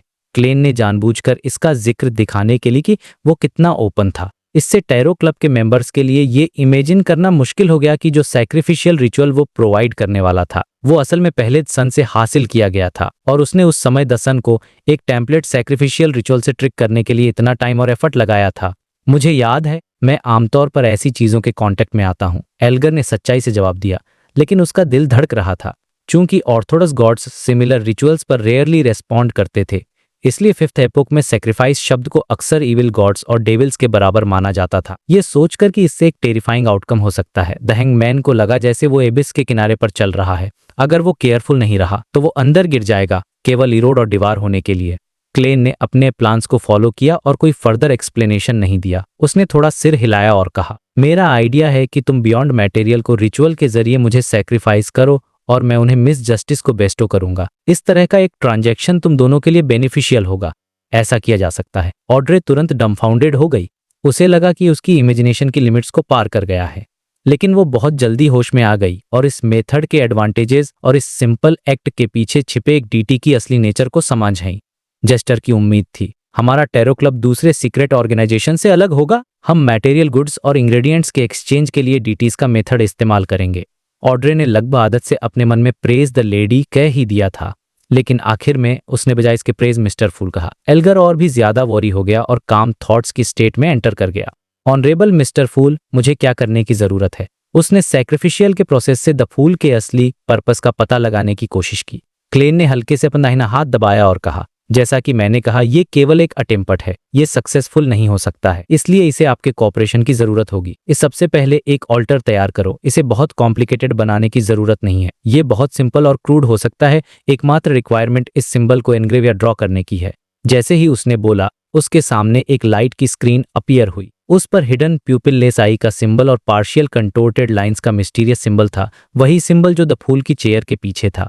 स्पिरिचुअलिटी वाले मटेरियल्स का इस्तेमाल किए बिना पिछले एक्सपेरिमेंट्स के बाद क्लेन सर्टेन था कि उसके द्वारा डिजाइन किया गया सैक्रिफिशियल रिचुअल ग्रे फॉग के ऊपर एक इल्यूजनरी गेट बना सकता है जो डोर ऑफ समनिंग के सिमिलर है। हालांकि उसकी अकेली स्ट्रेंथ एक स्टेबल चैनल कंस्ट्रक्ट नहीं कर सकती थी, और वो केवल सैक्रिफाइस को पूरा करने के लिए ग्रे फॉग के ऊपर के मिस्टीरियस स्पेस की यूनिकनेस का इस्तेमाल कर सकता था। इसलिए उसे 90% कॉन्फिडेंस था कि रिचुअल सक्सेसफुल होगा। एकमात्र प्रॉब्लम ये थी कि क्या एक ऑर्डिनरी पैसेज वे स्पिरिचुअलिटी वाले ऑर्डिनरी मटेरियल्स का इस्तेमाल करके कंस्ट्रक्ट किया जा सकता है, या इसे बियॉन्डर मटेरियल्स के साथ साथ उनमें से एक सफिशिएंट नंबर की भी जरूरत है। मैं इस एक्सपेरिमेंट की कॉस्ट मिस जस्टिस और मिस्टर हैंग्ड मैन को बेयर करने दूंगा।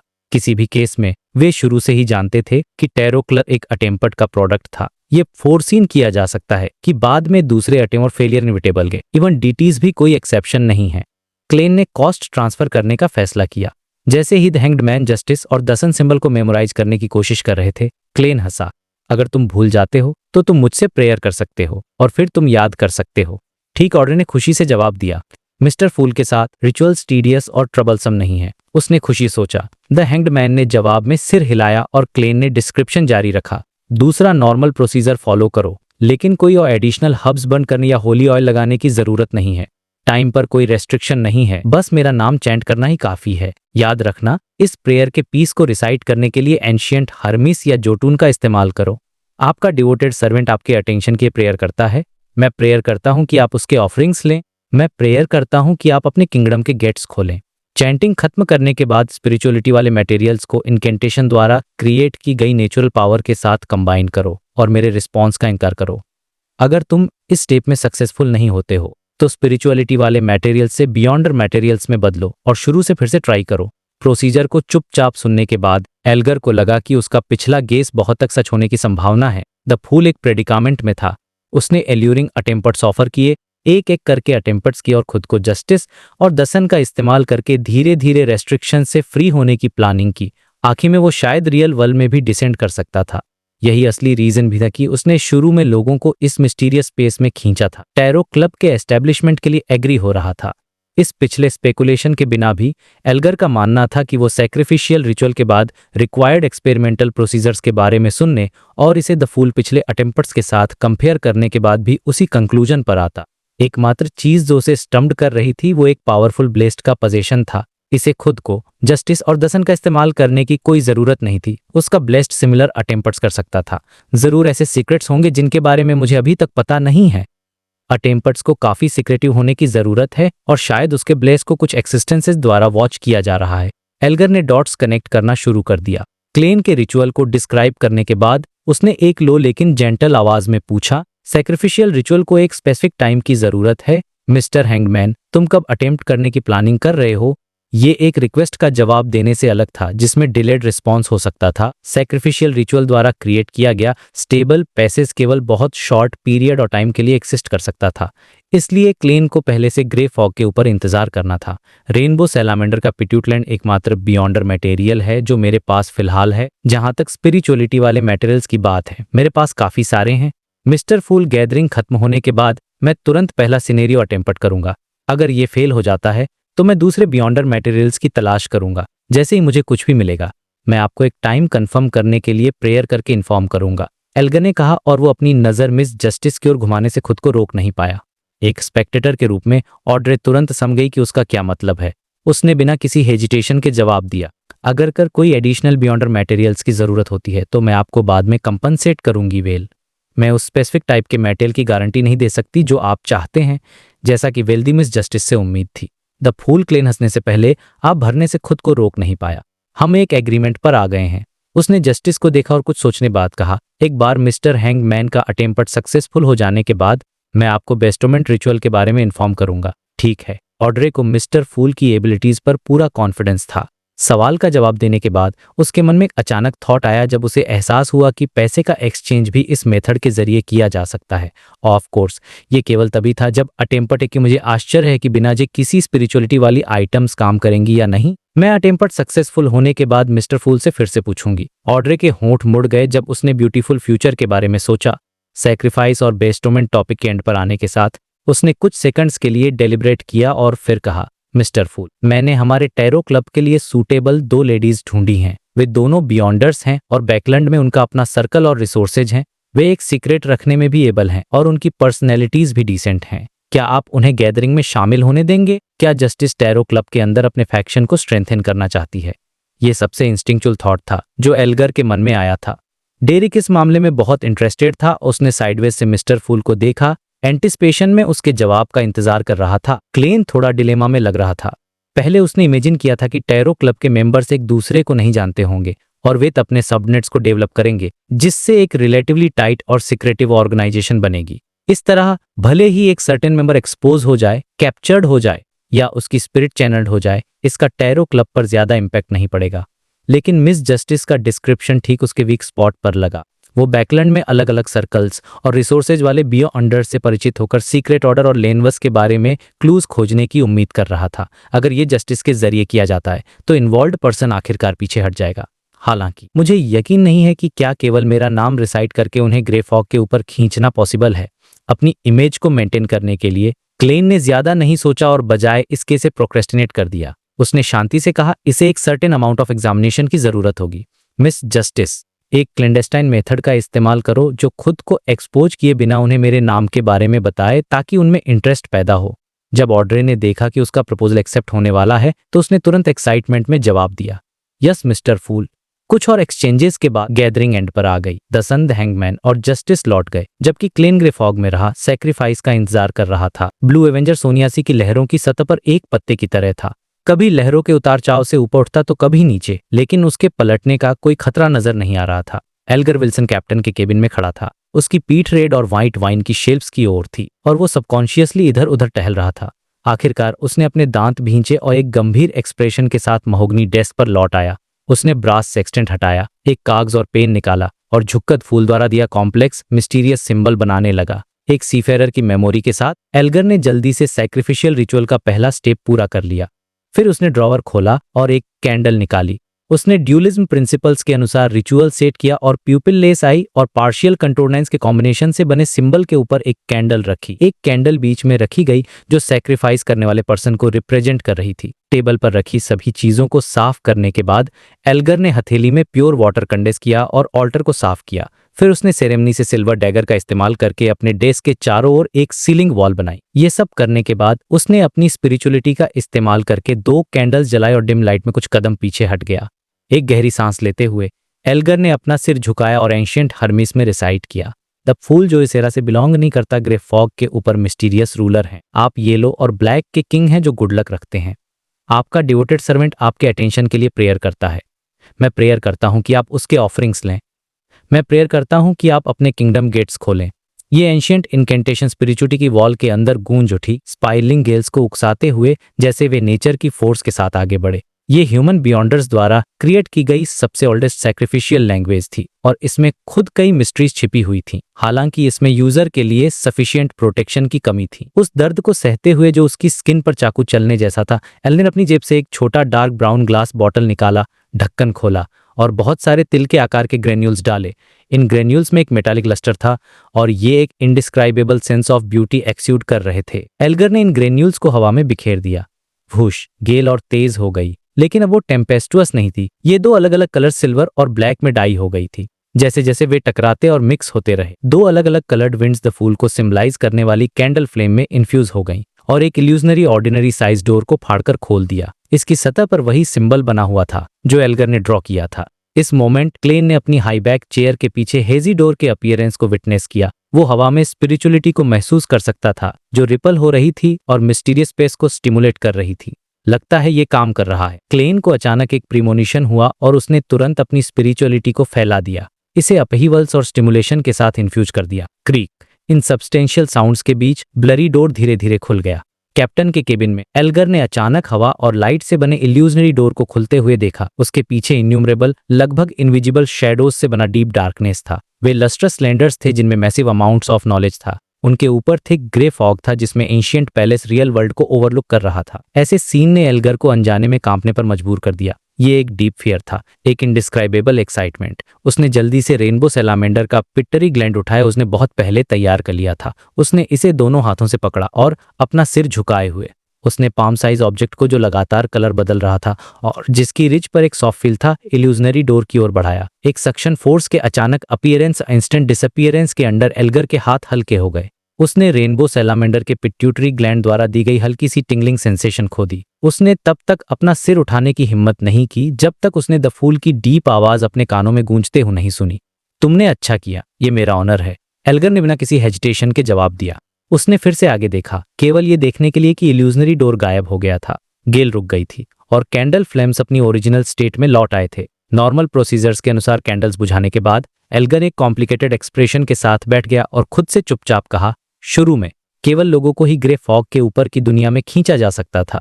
थोड़ी देर बाद प्रेयर्स सुनकर रिस्पॉन्सेज किए जा सकते थे। अब सैक्रिफाइसेज और बेस्टोमेंट परफॉर्म किए जा सकते हैं। मिस्टर फुल खुद को एक एक करके अपने प्रेडिकामेंट से फ्री कर रहे हैं और बिट बाय बिट क्या वो रियल वर्ल्ड में एंटर करेंगे। इस गेस या कंक्लूजन ने एल्गर को डरा दिया और चिंतित कर दिया, लेकिन उसे थोड़ी खुशी भी महसूस हुई। कम से कम मैं टैरो क्लब का एक मेंबर हूँ, अर्लीस्ट मेंबर्स में से एक। उसने आह भरी। ग्रे फॉग के ऊपर मैजेस्टिक पैलेस में क्लेन रेनबो सैलामेंडर के पिट्यूटरी ग्लैंड के साथ खेल रहा था। उसके चेहरे पर तरह तरह के कलर्स रिफ्लेक्ट हो रहे थे क्योंकि वे लगातार कलर बदल रहे थे। उसकी हथेली से एक हल्की सी टिंगलिंग सेंसेशन आई और एक स्ट्रॉन्ग सेंस ऑफ अकम्प्लिशमेंट ने उसके दिल को भर दिया, जिससे उसने एक जेन्युइन स्माइल दी। फ्यूचर में टैरो क्लब और भी ज्यादा मिरेकल्स बन जाएगा। सिचुएशन पर रिफ्लेक्ट करने के बाद क्लेन ने अपनी स्पिरिचुअलिटी को एक्सटेंड किया और अपनी विल को मिस जस्टिस को रिप्रेजेंट करने वाले क्रिम्सन स्टार को भेज दिया। अपने बेडरूम में लौटने के बाद ऑड्रे अब और चुपचाप बिस्तर के किनारे पर नहीं बैठ पा रही थी। वो बेचैनी से अपने बिस्तर के पास की बुक्स को पलट रही थी और टाइम टाइम पर एक अनफोकस्ड गेज के साथ मिरर में खुद को स्क्रूटिनाइज कर रही थी। वो द हैंग्ड मैन के सैक्रिफिशियल रिचुअल के कंप्लीशन का इंतजार कर रही थी, लेकिन उसे ये भी डर था कि रिजल्ट एक फेलियर होगा। एम्परर रोजेल ने कहा था कि जब इंपॉर्टेंट मैटर्स आए तो किसी को काम और कलेक्टेड रहना चाहिए। ऑड्रे, कम ऑन एक गहरी सांस लो, या शायद मुझे डॉग को टीज करने जाना चाहिए। हालांकि सूसी बात कर सकती है और सोच सकती है, इसलिए वो अपनी डिग्निटी वाली एक एंटिटी है। मैं उसे बस कैजुअली टीज नहीं कर सकती। ऑड्रे का मन भटक गया। उसका हाथ अनजाने में स्प्लेंडेड कपड़ों में सजे एक ऑर्नेट डॉल को मरोड़ रहा था। एक अननोन पीरियड ऑफ टाइम के बाद उसकी आंखों के सामने अचानक एक थिक ग्रे फॉग अपीयर हुआ और फॉग की गहराइयों में एक लॉफ्टी चेयर थी। वहां बैठे द फूल ने एक स्माइल के साथ कहा, मिस जस्टिस, अटेम्प्ट सक्सेसफुल था। क्या आपने स्पिरिचुअलिटी वाले मटेरियल्स तैयार कर लिए हैं?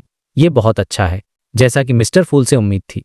ऑड्रे इस मामले में द हैंग्ड मैन के रोल को भूल गई। उसने अपनी एक्साइटमेंट को रोककर कहा, हाँ, मेरे पास हमेशा ऐसे मटेरियल्स होते हैं। ऑड्रे टैरो क्लब में शामिल होने से पहले भी ऐसी ही थी, लेकिन तब उसे नहीं पता था कि कौन से मटेरियल्स को स्पिरिचुअलिटी वाला माना जा सकता है। उसने उन्हें केवल फैमिली ट्रेजरी से उन वेरियस एसेंशियल ऑयल फार्मूलाज के अनुसार मूव किया था जो उसने इकट्ठे किए थे। क्लेन ने थोड़ा सिर हिलाया और कहा, तुम कब रिचुअल होल्ड करने की प्लानिंग कर रही हो? ये इस प्रीमाइस पर बेस्ड है कि तुम्हारे आसपास कोई बियॉन्डर नहीं है। क्या एक बियॉन्डर डॉग काउंट होता है? ऑड्रे ने टाइटली शट डोर को देखा। अपने कॉन्शियस पर एक छोटा सा टग महसूस कर रही थी। मैं इसे अभी कर सकती हूँ, क्लेन ने टर्सली एक्नॉलेज किया।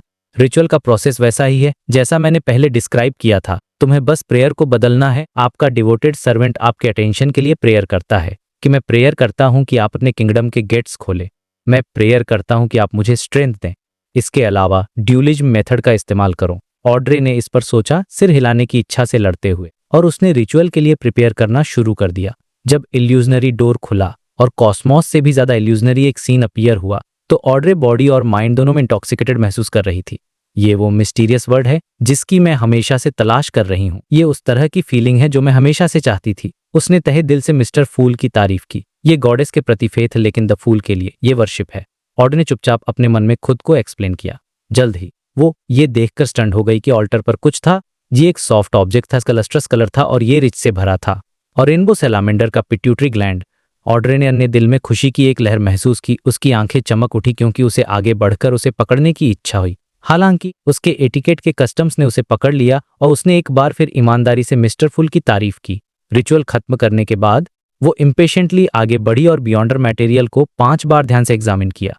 हमारा टैरो क्लब दूसरे सभी सीक्रेट ऑर्गेनाइजेशन से एक हायर लेवल पर है। ऑड्रे ने सीक्रेटली स्मग महसूस किया। उसने फिर वॉरिली डोर पर नजर डाली, जैसे कि सूसी के अचानक घुसपैठ के डर से उसे अपने एफर्ट्स को डबल करना था और तुरंत पोशन को कॉन्कॉक्ट करना था ताकि वो अपना एडवांसमेंट पूरा कर सके। कुछ मिनट्स बाद उसने एक लिक्विड की बोतल पकड़ी जिसमें लगातार बदलते हुए लस्टर्स थे जो हर किसी दिल की गहराइयों तक चमक सकते थे। उसने कॉन्फिडेंटली टेलीपैथिस्ट पोशन पी लिया और बियॉन्डर कैरेक्टरिस्टिक्स के साथ इंटीग्रेशन स्टेज को सक्सेसफुली पार कर लिया, जिससे एक एडवांसमेंट हासिल हुआ। उसके सामने का व्यू काफी क्लियर हो गया। दूसरे एस्पेक्ट्स में एक ग्रेट इंक्रीज के साथ ऑड्रे ने डिस्पेटिंग स्पिरिचुअलिटी को रिस्ट्रेन करने के लिए कोगिटेशन का फैमिलियरली इस्तेमाल किया। उसके सीक्वेंस के स्टेबलाइज होने के बाद वो मुस्कुराई और तेजी से डोर की ओर चली। गोल्डन रिट्रीवर को अंदर आने दिया। उसने सूसी के चेहरे पर ऑब्वियस सस्पिशन देखा। अब तुमने यूजुअल से कहीं ज्यादा टाइम लिया। सूसी ने अपने थॉट्स नहीं छिपाए। ऑड्रे एक ओटमन पर बैठ गई और सूखी हंसी हंसी और फिर सब्जेक्ट बदल दिया। सूसी, मुझे बताओ, मैं जियो और फोर्स को एक पर्टिकुलर मैटर के बारे में सीक्रेटली कैसे इन्फॉर्म कर सकती हूँ बिना खुद को रिवील किए, फिर भी उन्हें इंटरेस्टेड कर सकती हूँ। अपना सेंटेंस खत्म करने से पहले ऑड्रे ने मिस्टर फूल द्वारा उसे सौंपे मिशन पर सीरियसली पोंडर करना शुरू कर दिया था। फिर उसने सूसी को देखा, उसे वापस देखा। ह्यूमन और डॉग दोनों एक ही मोमेंट पर डीप थॉट में पड़ गए। अपना गोल पूरा करने के बाद क्लेन रियलिटी में लौट आया, 1 घंटे से थोड़ा ज्यादा सोया और फिल्दी से डोर से बाहर निकल गया। उसने 1 पाउंड खर्च करके एक गोल्ड रिम्ड ग्लासेज, विग्स और तरह तरह की मूछें खरीदी जिन्हें फाड़कर एडेसिव से चिपकाया जा सकता था। ये वे डिस्गाइसेस थे जिनकी उसे बाद में जरूरत होगी। डिनर से पहले उसने ईस्ट बोरो, सबसे क्राउडेड एरिया और शहर के सबसे अनसेफ पार्ट का एक ट्रिप किया। उसने 4 सोली 3 पेंस अ वीक के रेंट पर एक 1 बेडरूम हाउस रेंट पर लिया। उसने 2 हफ्ते का रेंट और एक डिपॉजिट पे किया, जो टोटल 17 सोली हो गया। तभी क्लेन ने अपनी सारी अर्ली प्रिपरेशंस पूरी की। ईस्ट बोरो ने भी उस पर एक डीप इंप्रेशन छोड़ा। यहाँ की ज्यादातर स्ट्रीट्स टिंगन की लोअर स्ट्रीट जैसी ही थीं, लेकिन जिन एरियाज में ये ट्रेड्स कॉमन थे वो कई गुना बड़े थे। यहाँ के रेजिडेंट्स के कपड़े पुराने लेकिन डिसेंट थे।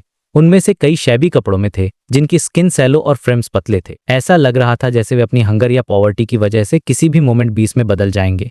इसलिए ईस्ट बोरो में गैंग्स रैंपेंट थे। जब वो चेरवुड बोरो वापस आया तो क्लेन को लगा जैसे वो हेल से हेवन में आ गया हो। अगले 2 दिनों तक उसने रिचुअल्स परफॉर्म करने और चार्म्स बनाने के लिए अपनी स्पिरिचुअलिटी का इस्तेमाल करने का एक्सपेरिमेंट किया। उसने अब गॉडेस से प्रेयर नहीं की और अपने छोटे एडवर्टाइजमेंट्स के इफेक्ट्स के फ्रूट देने इंतजार किया। थर्सडे मॉर्निंग क्लेन ने आखिरकार डोरबेल बजते हुए सुनी।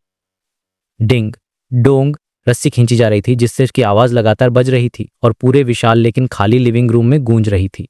क्लेन, जो सोफे पर बैठ के इन्वेस्टमेंट के मौके ढूंढने के लिए न्यूज़पेपर पढ़ रहा था, उठ खड़ा हुआ। उसने व्हाइट शर्ट और ब्लैक वेस्ट पहनी हुई थी, बिना बोटाई के, जैसा कोई घर पर पहनता है। मेरे डिटेक्टिव करियर का पहला जॉब, लेकिन मैं हमेशा घर पर बेमिशाने का इंतजार नहीं कर सकता। हाँ, मुझे दरवाजे पर एक नोटिस लटकाना होगा, एक फाउंटेन पेन के साथ, ताकि क्लाइंट्स अपनी अगली विजिट का टाइम लिख सकें और मुझे पहले से तैयारी करने का मौका मिल सके। हालांकि इस प्रोफेशन में एक नए डिटेक्टिव के लिए बिना किसी फेम के ऐसा करना लगभग अगली बार न होने के बराबर होगा।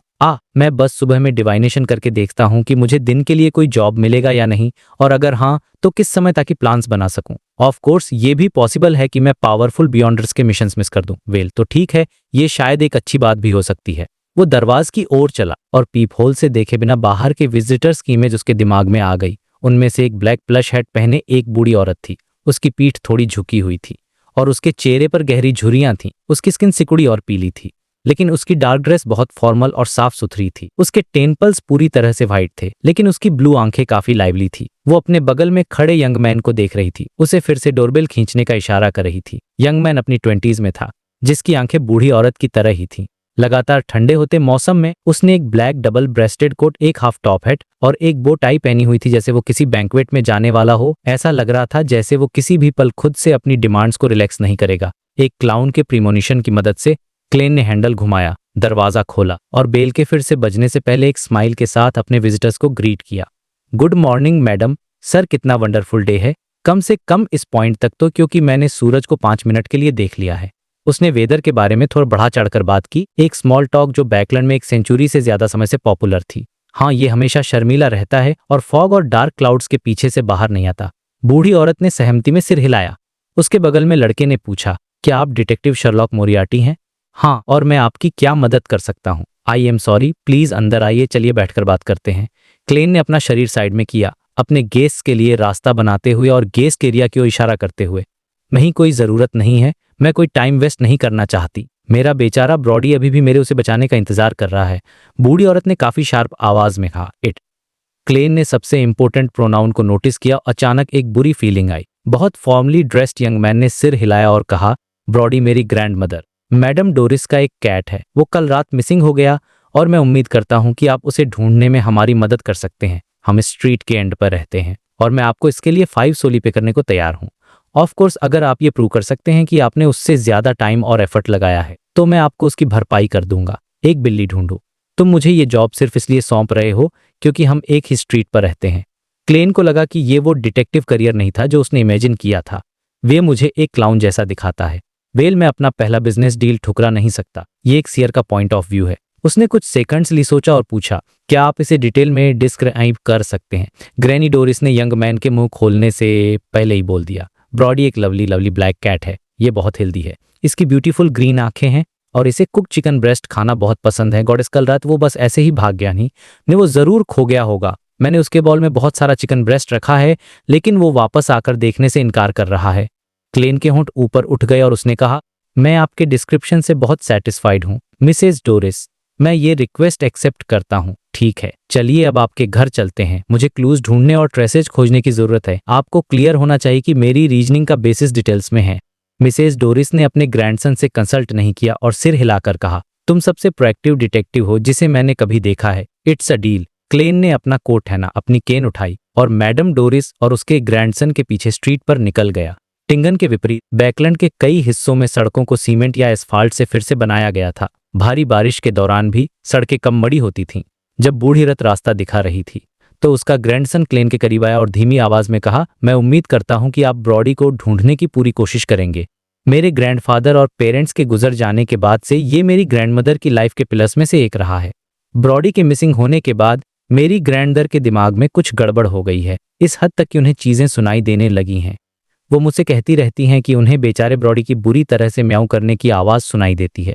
क्लेन ने तुरंत सिर हिलाया और कहा, मैं अपनी पूरी कोशिश करूंगा। राइट, मुझे अभी तक आपका नाम नहीं पता चा। जर्गन कूपर, एक सीनियर सॉलिसिटर, यंग मैन ने जवाब दिया। जल्द ही वे 58 मिन्स्क स्ट्रीट पहुंचे और डार्क हाउस में एंटर हुए।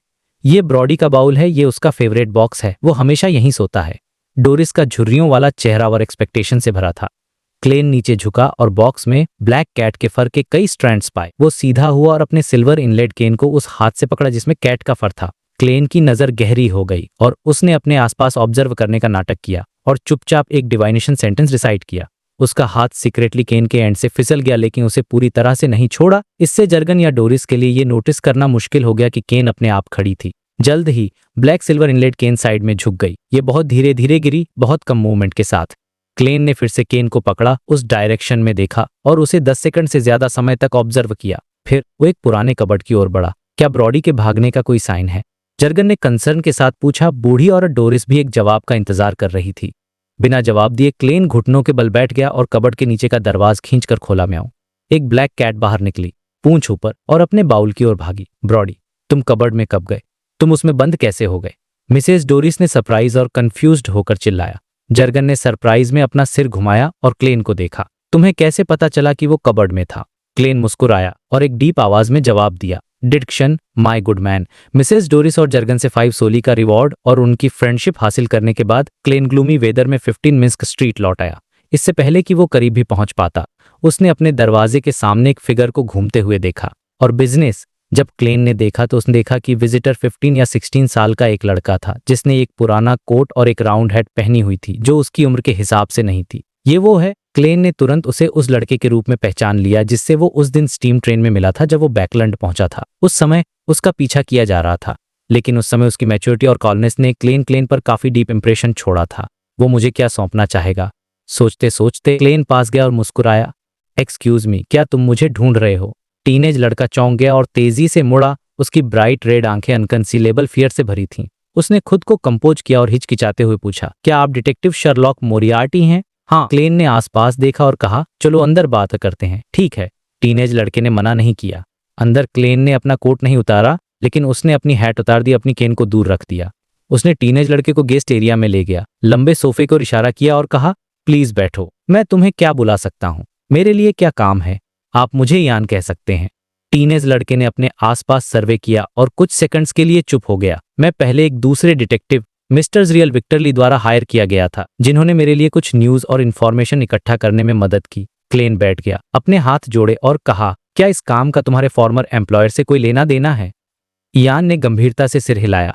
कुछ दिन पहले मैंने अचानक खुद को फॉलो होते हुए पाया, किसी बुरे इरादे वाले से, इसलिए मैंने उनकी टेल को खोने का एक तरीका सोचा। मुझे विश्वास है कि आपने ये सीन खुद देखा होगा मिस्टर मोरियार्टी। मैंने आपको उस आदमी के रूप में पहचान लिया जो उस दिन मेट्रो में मुझे देख रहा था जैसे ही मैंने आपको देखा। इस लेवल की ऑब्जर्वेशनल स्किल्स एक स्पेक्टेटर से कम नहीं है। क्या ऐसा हो सकता है कि वो एक स्पेशल एबिलिटी के साथ पैदा हुआ हो, या वो एक बियॉन्डर है? क्लेन ने अपना स्पिरिट विजन एक्टिवेट किया और यान को देखा। कुछ भी नहीं मिला।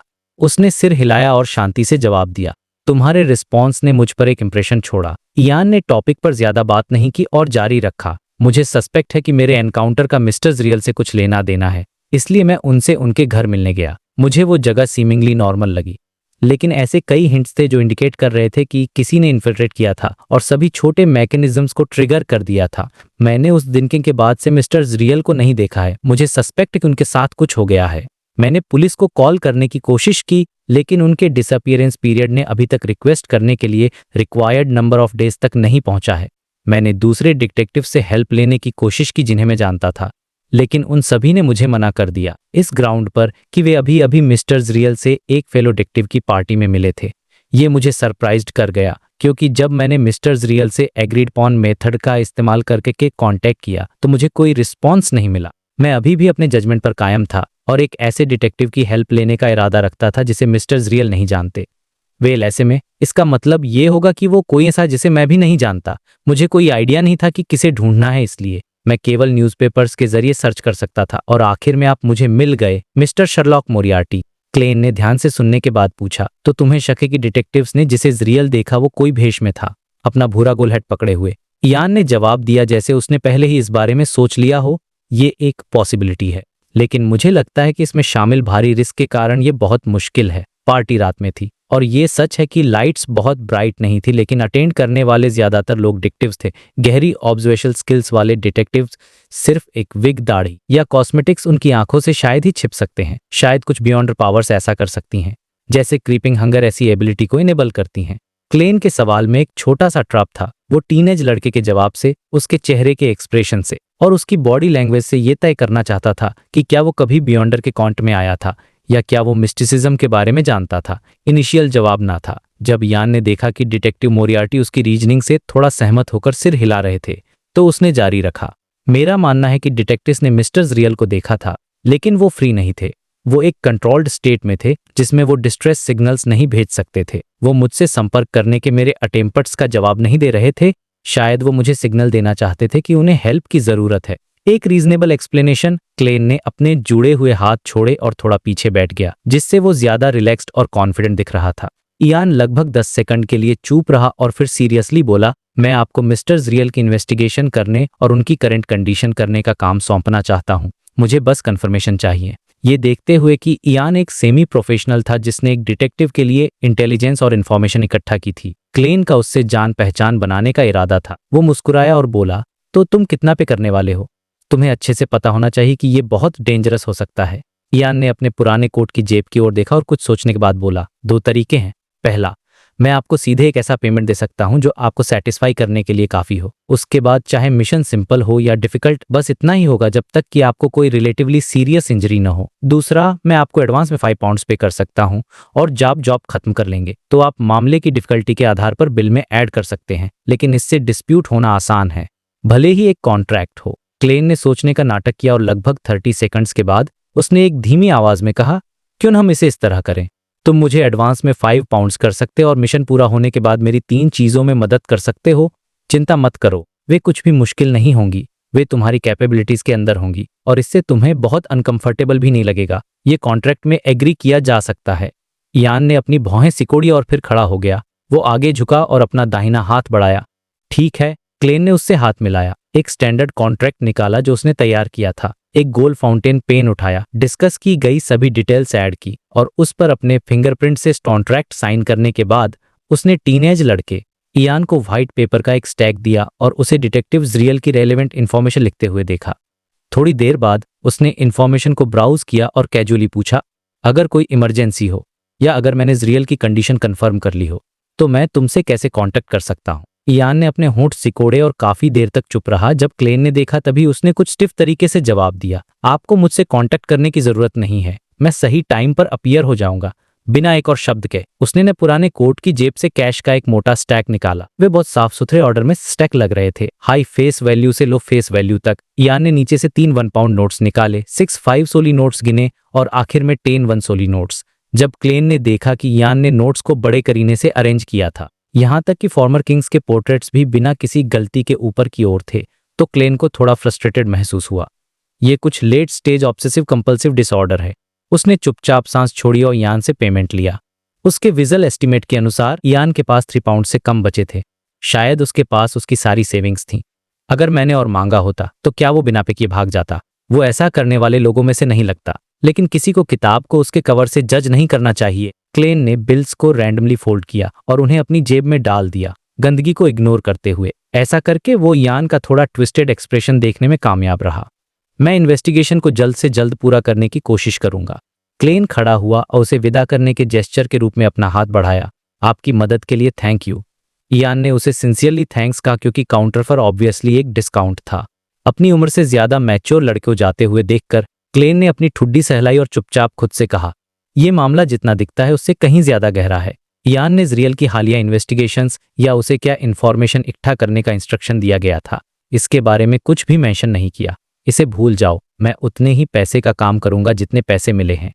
मुझे बस जरियल की करंट कंडीशन को कंफर्म करने की जरूरत है।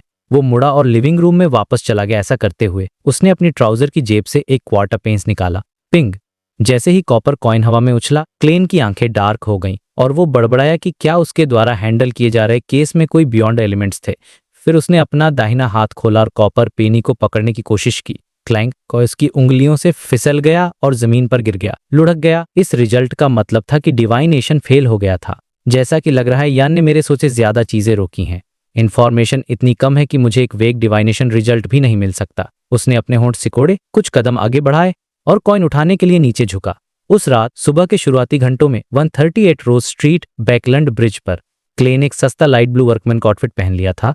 उसका मुंह ठुड्डी और गालिक ब्लैक दाढ़ी से ढके हुए थे, जो पहली नजर में उसे रफ और सैवेज दिखा रहा था। उसने एक डार्क कलर्ड कैप पहनी हुई थी और उसे इतना नीचे दबा दिया था कि उसकी आंखें लगभग ढक गई थीं। ऐसी कैप सेंटिस रिपब्लिक के हंटर्स से ओरिजिनेट हुई थीं। लोएन किंगडम के हनेटेंस जाने वाले ट्रेडिशनल डियर हंटिंग कैप्स से कुछ डिफरेंसेज थे। हालांकि ऐसी कैप्स बैकलैंड के लोअर क्लास पॉपुलेस के बीच पॉपुलर हो गई थीं। सड़क के किनारे एक इंटिस पैरासोल ट्री की छाया में छिपकर क्लेन ने एलिगेंट गैस लैंप्स की मदद से सड़कें का स्टडी किया। ये जर्थरियल का घर था। डिटेक्टिव साउथविले से था। उसके पेरेंट्स, रिलेटिव्स और फ्रेंड्स सब वहीं थे और वो अकेले बैकलैंड आया था जहां उसने धीरे धीरे अपना नाम बनाया था। वो अभी भी एक बैचलर था और उसने केवल 2 टेम्परेरी मेड्स हायर की थीं, उस तरह की जो हर 3 दिन में जगह साफ करने के लिए आती थीं। उन्हें खाना या लॉजिंग प्रोवाइड करने की कोई जरूरत नहीं थी। इस मोमेंट उसने जो टेरेस हाउस किराए पर लिया था वो पिच डार्क था। क्लेन ने अपनी स्लीव के अंदर की सिल्वर चेन उतारी और टोपाज पेंडेंट को नेचुरली नीचे लटकने दिया। अंदर खतरा है।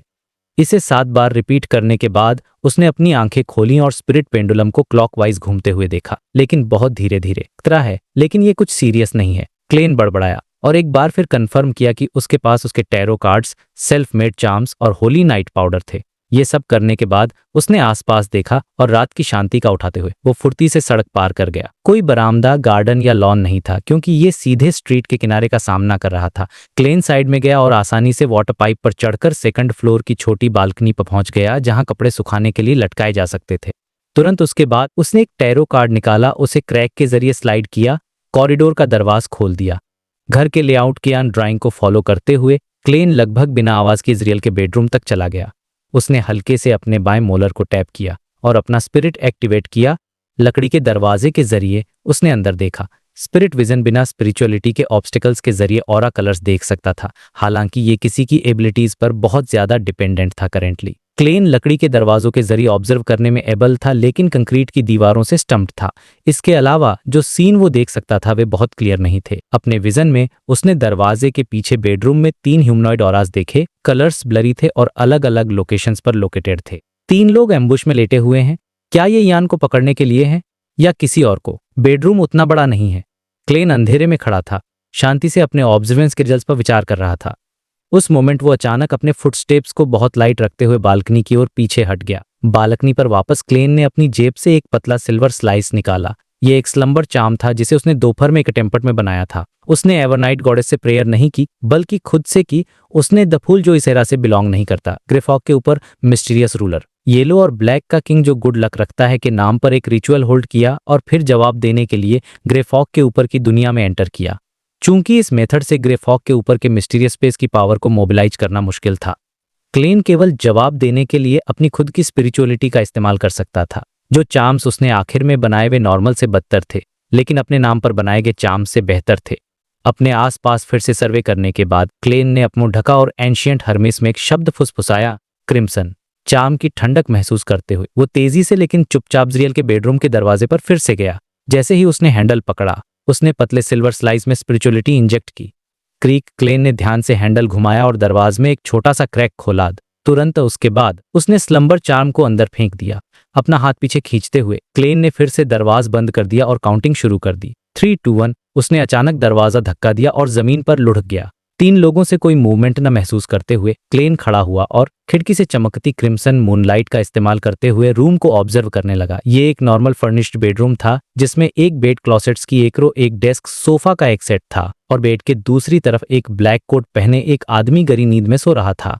इसके अलावा सोफे के साइड में एक आदमी था और क्लोसेट के सामने एक और, वे सभी सो रहे थे। तीनों की कंडीशन कंफर्म करने के बाद क्लेन बेड की ओर गया और कुछ छोटे पीले भूरे बाल खोजने के लिए नीचे झुका। इयान ने जो लिखा था उसके डिटेक्टिव्स रियल छोटे पीले भूरे बालों वाला एक आदमी था। यह सही होना चाहिए, क्लेन फुसफुसाया। उसने कुछ बाल पकड़े और सोफे पर बैठ गया। वो धीरे धीरे क्रिम्सन लाइट से सने अंधेरे में बैठा और जरियल को खोजने के लिए ड्रीम डिवाइनेशन का इस्तेमाल करने की प्लानिंग की। सोफे के पीछे झुकते हुए उसके मुंह का कोना ऊपर उठ गया और उसने एक सेल्फ डिकेटिंग कमेंट किया, डिडक्शन, माय गुड मैन।